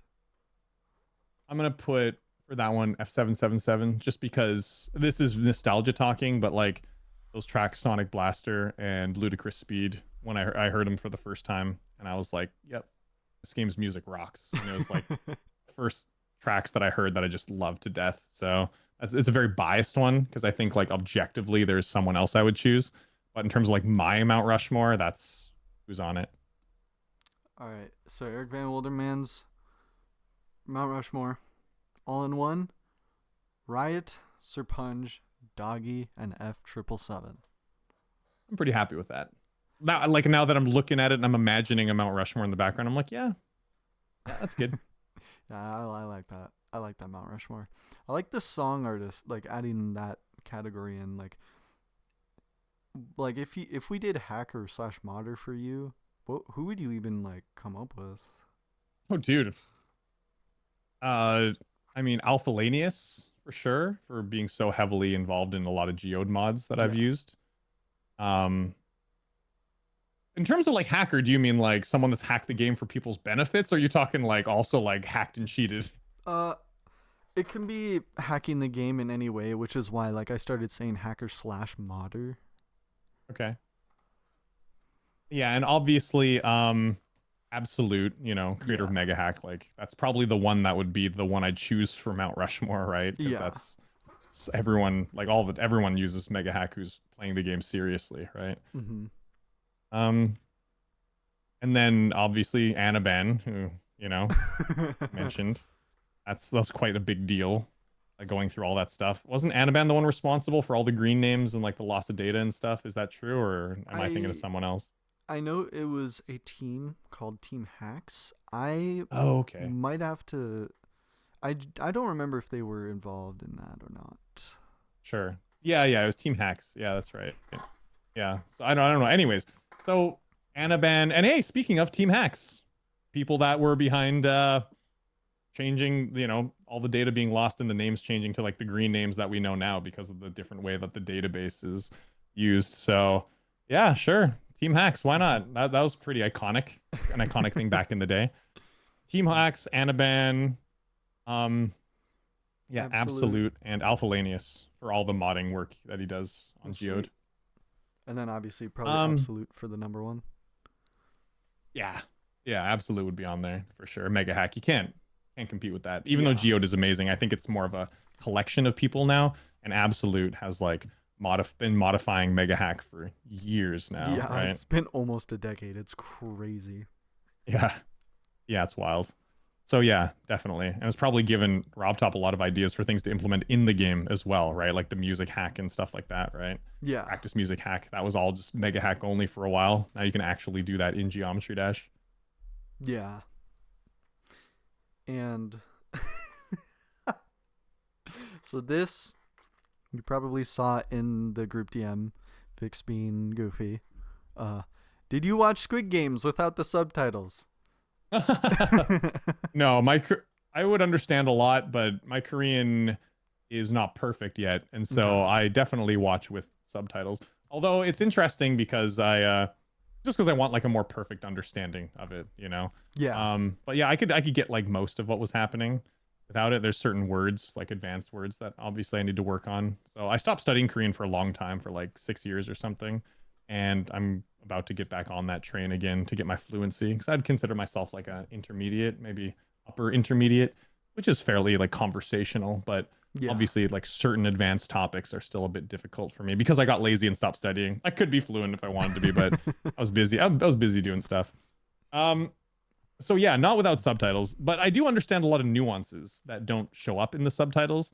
So like when I'm watching and there's certain like levels of politeness that people use or certain words that have like connotation to it that doesn't directly translate into English, I can pick up on those and be like, actually, there could be like a little subtitle of the subtitle explaining the context better of like what was just said right there. And I'll like pick that up, which is interesting. Hmm. Maybe I'll try to learn Korean so I can witness that. Well, yeah, I mean, if depends on what you watch the most of. Like, do you watch a lot of Korean shows? I do not, but Yeah, I feel like I would if I like to experience the actual language for itself. So usually for when I sure. watch a show or a movie of some sort that is in a different language, it's usually something where it's like the main character is English and everyone else is different, so it's like a more like unique experience. Oh, for sure. Yeah, that's cool. So Like yeah, I guess like with that said, I mean it's an undertaking to learn a whole language just for that though, but yeah, it's still interesting. It takes a long time, especially something like Korean or Japanese where it's like true. completely different than English and vice versa. Like Korean and Japanese people take such a long time to learn English. But like yeah, it depends on what you watch a lot of. I mean, do you watch anime? I do. I have thought about getting back into it. I childhood show Sergeant Frog. I don't know if you know that one, I don't know it actually. Yeah. but that was my childhood show, and it was an anime. Okay. And then ReZero, and then after that, like I didn't watch much, but I have been recommended that if I do enjoy, like I enjoy cartoony content more, that I Hmm. should probably get into anime if I do want to, because I want to ingest more shows. Like I only just recently, probably like not even 3 years ago, watched and finished Breaking Bad. That's how late I Mm. was to it. Like I Mm. have only recently been kind of trying to be more knowledge of I guess you could say pop culture media. I'm internally I'm like an old head. I stick with old shows, old content. I hardly progress outside of it, but I guess the most modern day show I watch is The Boys. Sure. I've heard that one's good. Is I want to really watch good. it. Yeah. Really good. Yeah, I hear it's Really great. good show. Yeah, that's cool, man. Well, yeah, I was like, if there's any like kind of genre you watch of a different language, then just learn that language, right? Because like a lot of people that watch anime like learn Japanese or whatever, right? But Yeah. yeah, if you're just watching like TV shows in English, I don't think it's that big of a. I don't think you'd benefit from learning a language from that unless you really want to, just for the funsies. But Oh, I do. yeah, it's hard, man. I want to learn like 5 languages. I Oh, sick. not even just for that, but like being an interviewer, like Mm, that would be cool to kind of like go to these other communities that don't speak English or are not fluent in English and being able to communicate. for sure. Absolutely. Yeah, like sometimes people put me into interviewing the Korean community, and I've done that on like the World GD World Tournament and stuff. and Yeah. good. Or translating from checking the translations from like Korean to English for the Geometry Dash 10-year anniversary video and stuff like that. So I've been contacted to help. Yeah. That's awesome. Yeah. Yeah, man. It's good, but I got to work on it. Like I said, I'm not fluent. A lot of people think I'm completely fluent because I've been here for so long, and I hate to disappoint, but yeah, not quite yet, but one day. We'll get there. Hmm. And Spent spent too many long hours in my room playing Geometry Dash to get fluent. So. I feel that. But we're down to 5 questions. Sure. Um if there was one feature you could add to Geometry Dash, what would it be? Oh man, thought about this one a while ago, and for some reason, I'm drawing a blank on what I had. Like, I used to know this answer. If there was one feature I could add into Geometry Dash, what would it be? Well, obviously, it'd be something to do with like just something that we use in Mega Hack. No, yeah, probably. I'm It'd be like start position switcher, but like I don't know. That's such like a cheap answer because it's already in there. Like if I was gonna think outside the box and think of something that's like not possible in the game yet, Yeah. what would it be? Um, Starting at checkpoint in platformer levels would be a good one, which I hear is being worked on. Because there's been a lot of long platformer levels I've played. Like I was doing this one Jetpack Trials, which is 50 rooms of jetpack gameplay. It's an extreme demon, and it's gets really hard, like exponentially difficult. Starts out and you're like, this is chill. Why is this so hard and high up on the list?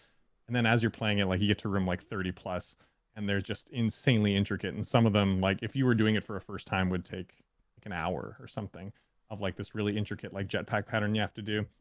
And so me, the first time I recorded that, I was like in the middle of like an 8-hour recording, and I got to like floor 39 and I just hadn't practiced it. So I thought I'd just learn on the fly. And I was like, this sucks because I'm not making any progress. And so I gave up on the recording after like 8 hours and just scrapped it. That's a lot of time to waste. And I came back like a few months later and practiced it and then recorded, and I was able to do it in like 6.5 hours or something. But man, like how nice it would have been to just be able to start at room 39 and just continue going, right? Yeah. So that's one thing I'd really like to see, but I hear it's being worked on. RobTop said, I don't know if it's feasible or not, but it's definitely something that would make the game funner, more fun. Well, here's hoping, because that would be Yeah. a really, really good feature for the game.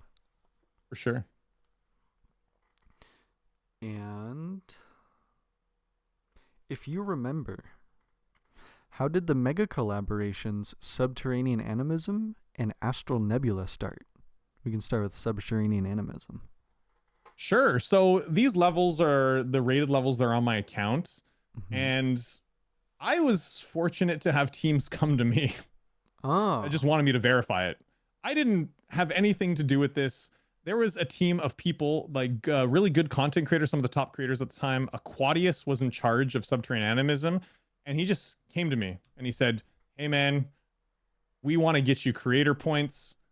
And there was a bit of controversy surrounding it because of that, but he was like, we want to get you creator points, and we have this like we have this team of people that have made this level, and we just, if you verify it, it's really hard. And at the time, it's only an insane demon now, but it was a really hard insane demon. And when I got verified, it was on the top demons list. It was like 86. Oh. Being a hard insane demon. And so I verified, and it took a while. I tweaked some of the gameplay and made like some mostly nerfs because it was just unbalanced. I just balanced it. Yeah. And then went along and verified it. And all the creators had done a fantastic job on it. Like there's like Vlak, Dudex, Speed, Noble Boy. Hines, Noble Boy, yeah.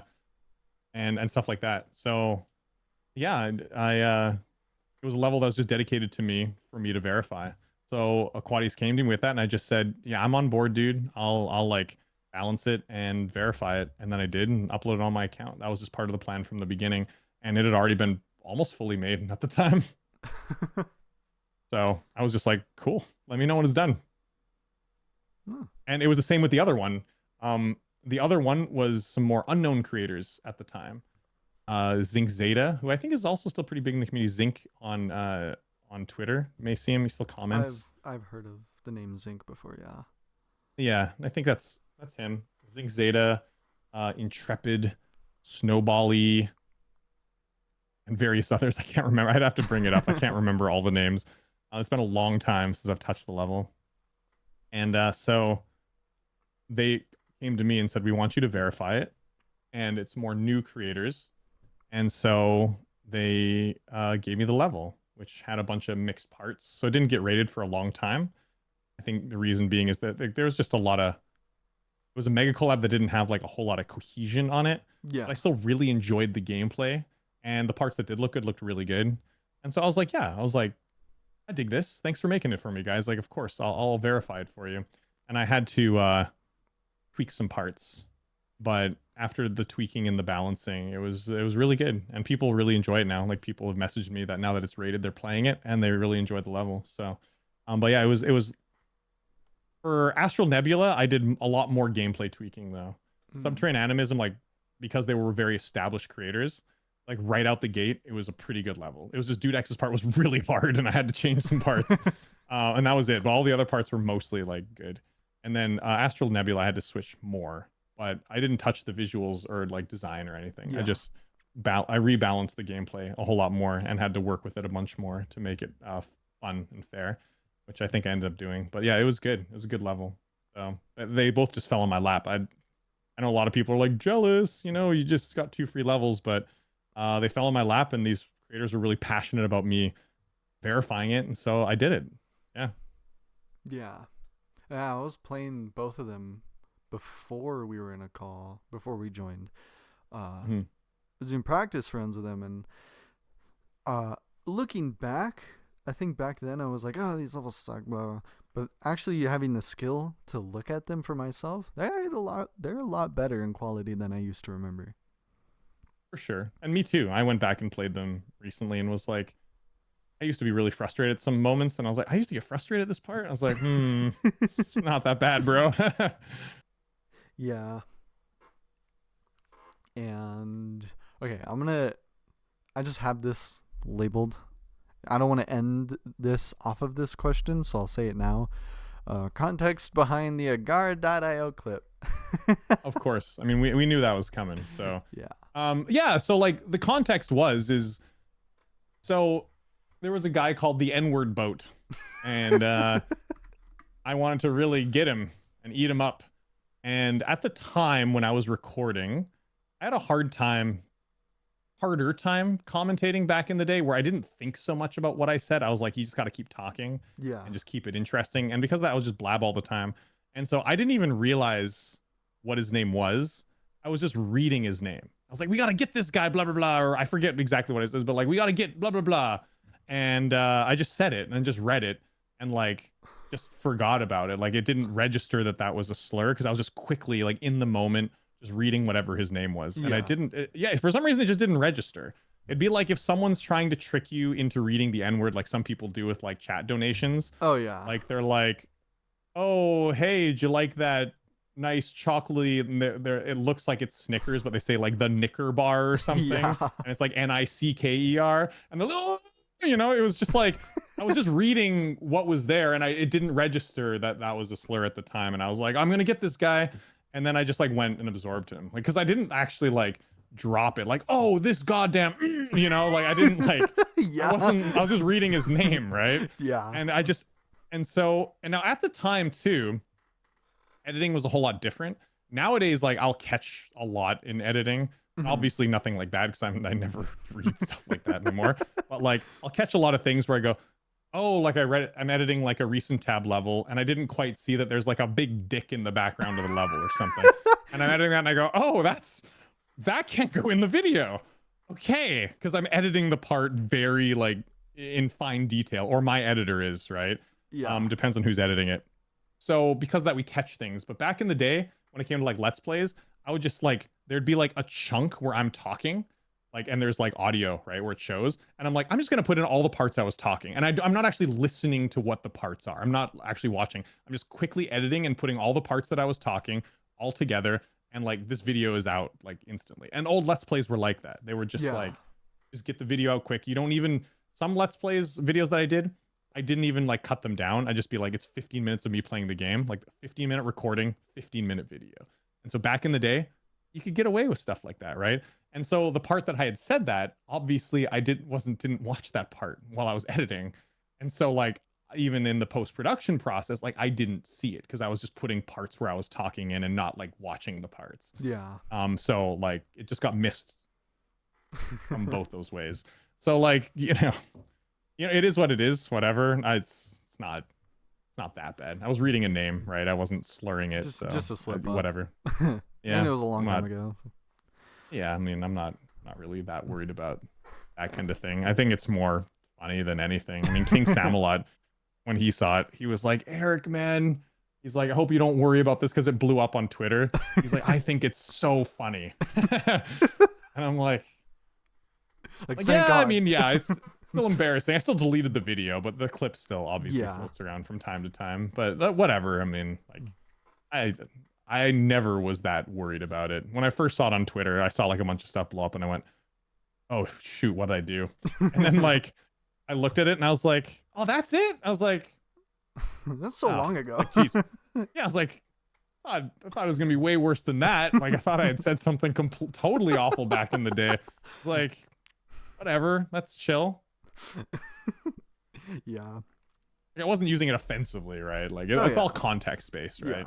Yeah. You just reading the name and it's a Gar.io is an intense, fast-paced game where you don't really think about that kind of stuff. It's like I wasn't like sniping someone on a bridge and my teammate was bad and then dropping. Oh my God, shade. Dropping it because that was the first word that came to my mind. I mean, he's apologized. Like, he did apologize. Yeah. Whatever. Like, I'm not really throwing shade, but that was obviously like that context is a bit different, and that would require a full-on apology, right? Yeah. If I had used it in that context, I would have been like, guys, man, what a slip up I did back in the day. I hope you can forgive me. Yeah. But this was just like I was reading a name, so I'm like, guys. It's just happened. Whatever. Just happened, yeah. And like everyone else too, like 99% of people were like mostly just teasing me about it, not like, yeah, I want you to apologize. They're like, oh, Eric, hey. Like they'll come into my stream and be like, what? Or what they'll say is they'll be like, what kind of boat you driving? Because it was called the N-word boat. And I'm like, come on, guys. I'm like, let it go. I'm on a boat. I'm on a boat. What kind of boat? The boat. It's like, oh. Yeah, so, yeah, I mean, like, but that's fine. Like, I think that's kind of funny, too, when people tease me about it. So, like, whatever. Just, that's a part of the lore now. Welcome to my yacht. Yeah. But, yeah, that's right. Yacht has a very special name to it. So we're down to 2 questions. I don't answer these in order, so this is genuinely just a coincidence that these are the last 2 numbered questions. But I'm gonna ask you to select them based on the number, and I'll ask you in that order. Question 6 or question 7? Oh my God, you're so rude to put those 2 numbers beside each other. I didn't even mean to do that. And the funny thing is... Oh, you didn't? I thought that was like a part of it. No, I did not mean to. And the funny thing is, they were... So I have 10 questions from me and 20 fan questions. The 6 is my question and the 7 is a fan question. I didn't even... It was just happened. Here we go. Wait for the comment section. You're going to see a lot of 6, 7s, but... okay, yeah, I'm sure. 7, lucky number 7. All right. So, obviously, at the time when you did this, you had a lot less completions, and now you have a bigger grasp on difficulty in the game. If 50-20 mode was on the demon list, where do you think it would place in difficulty? Oh man, it's so different though, because there's the luck factor in 50-20, right? You got to get lucky with like the way animatronics are moving and stuff. So like once you have the skill to do it, and then you just got to wait for the luck, it would be like... So it would be like 50-20 would be something like Bloodbath. It'd be like maybe even easier. Maybe it would be something like technically the way you're moving around and stuff, because it's all just about like getting the strategy and then Yeah. doing that over and over and hoping for good luck. It would be like if you were doing, I would even go down and say like as low as Cataclysm or something. It's Ooh. like if you were doing Cataclysm, except there was like a gate at like the 70% mark, like right before the final ship. Let's say there was a gate there using like the random trigger that said you have a 10% chance of getting past here. So imagine something like that. So not high on the list, but it's the end of a beginner extreme demon, and there's just like a low percentage chance of getting past, and then a random trigger would just randomly crush you right near the end of the level sometimes, and you'd make it through. I would even say like 5% of the time. You'd have to get really consistent at it, so you get there a lot, and then you have a 5% chance of succeeding at the level. Hmm. That's what it would be like. So where would you put something like that, right? Um. Well, Cataclysm is top 1200. If we added a 10% random chance to that, I feel like, Yeah.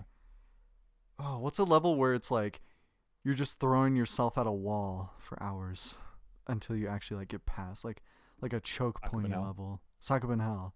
Maybe around Sakura Hell. Yeah. Something like that. Yeah, so yeah, it'd be like Cataclysm gameplay, but around Saga Hell difficulty because of the random thing.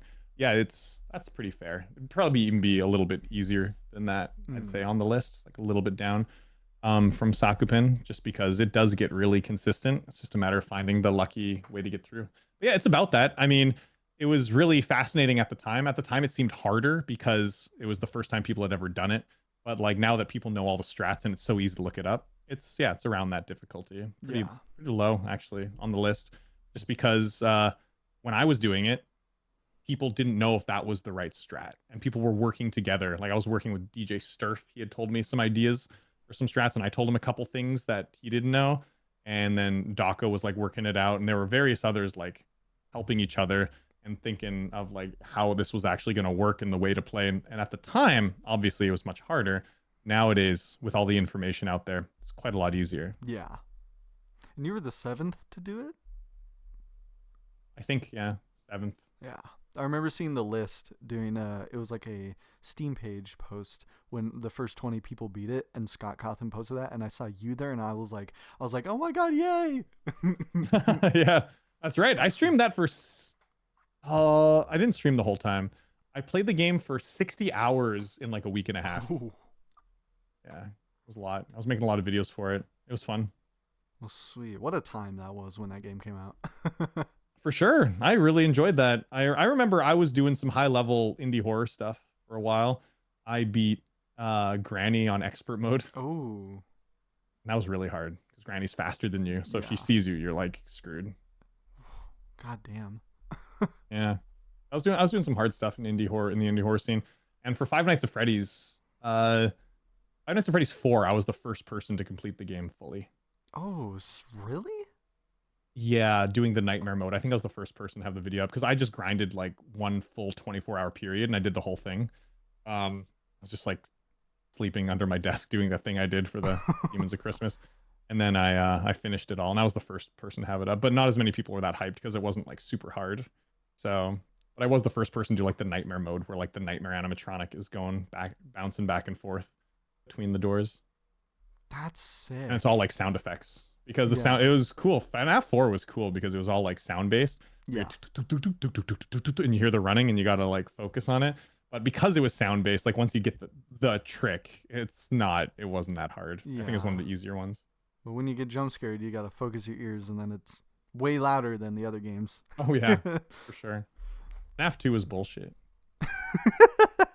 It was. It was the most RNG heavy one. It was so like I tried doing the 1020 mode in FNAF 2 like 2 weekends in a row of like Saturday, Sunday, grinding it like 12-hour days, and I just couldn't do it. Oh man. RNG just screwed me so hard. I had the strat and I just couldn't do it. Apparently there's like some secret strat where you do something special that like bugs the game out and you can get it easier that people found out eventually. But like if I had gotten lucky, I could have beaten it before Dako did. Dako got really big because of that completion.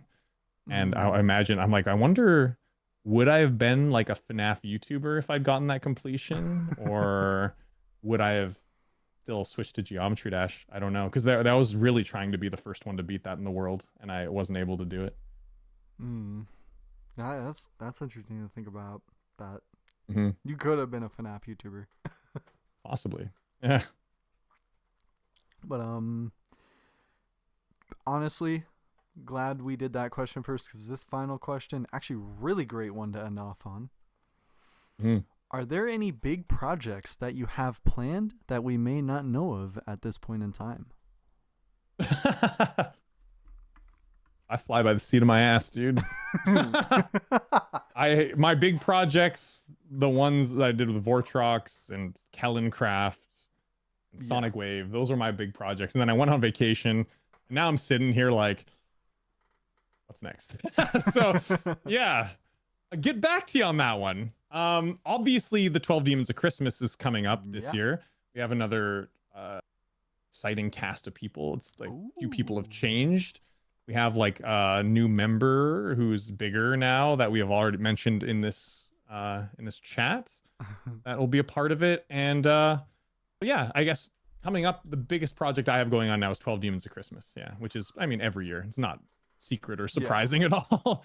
But we're gonna be working on that. And obviously I'd like to, like mentioned earlier, I'd like to do some more collab stuff with some other people I'll be reaching out to. But I obviously don't know what those are yet. So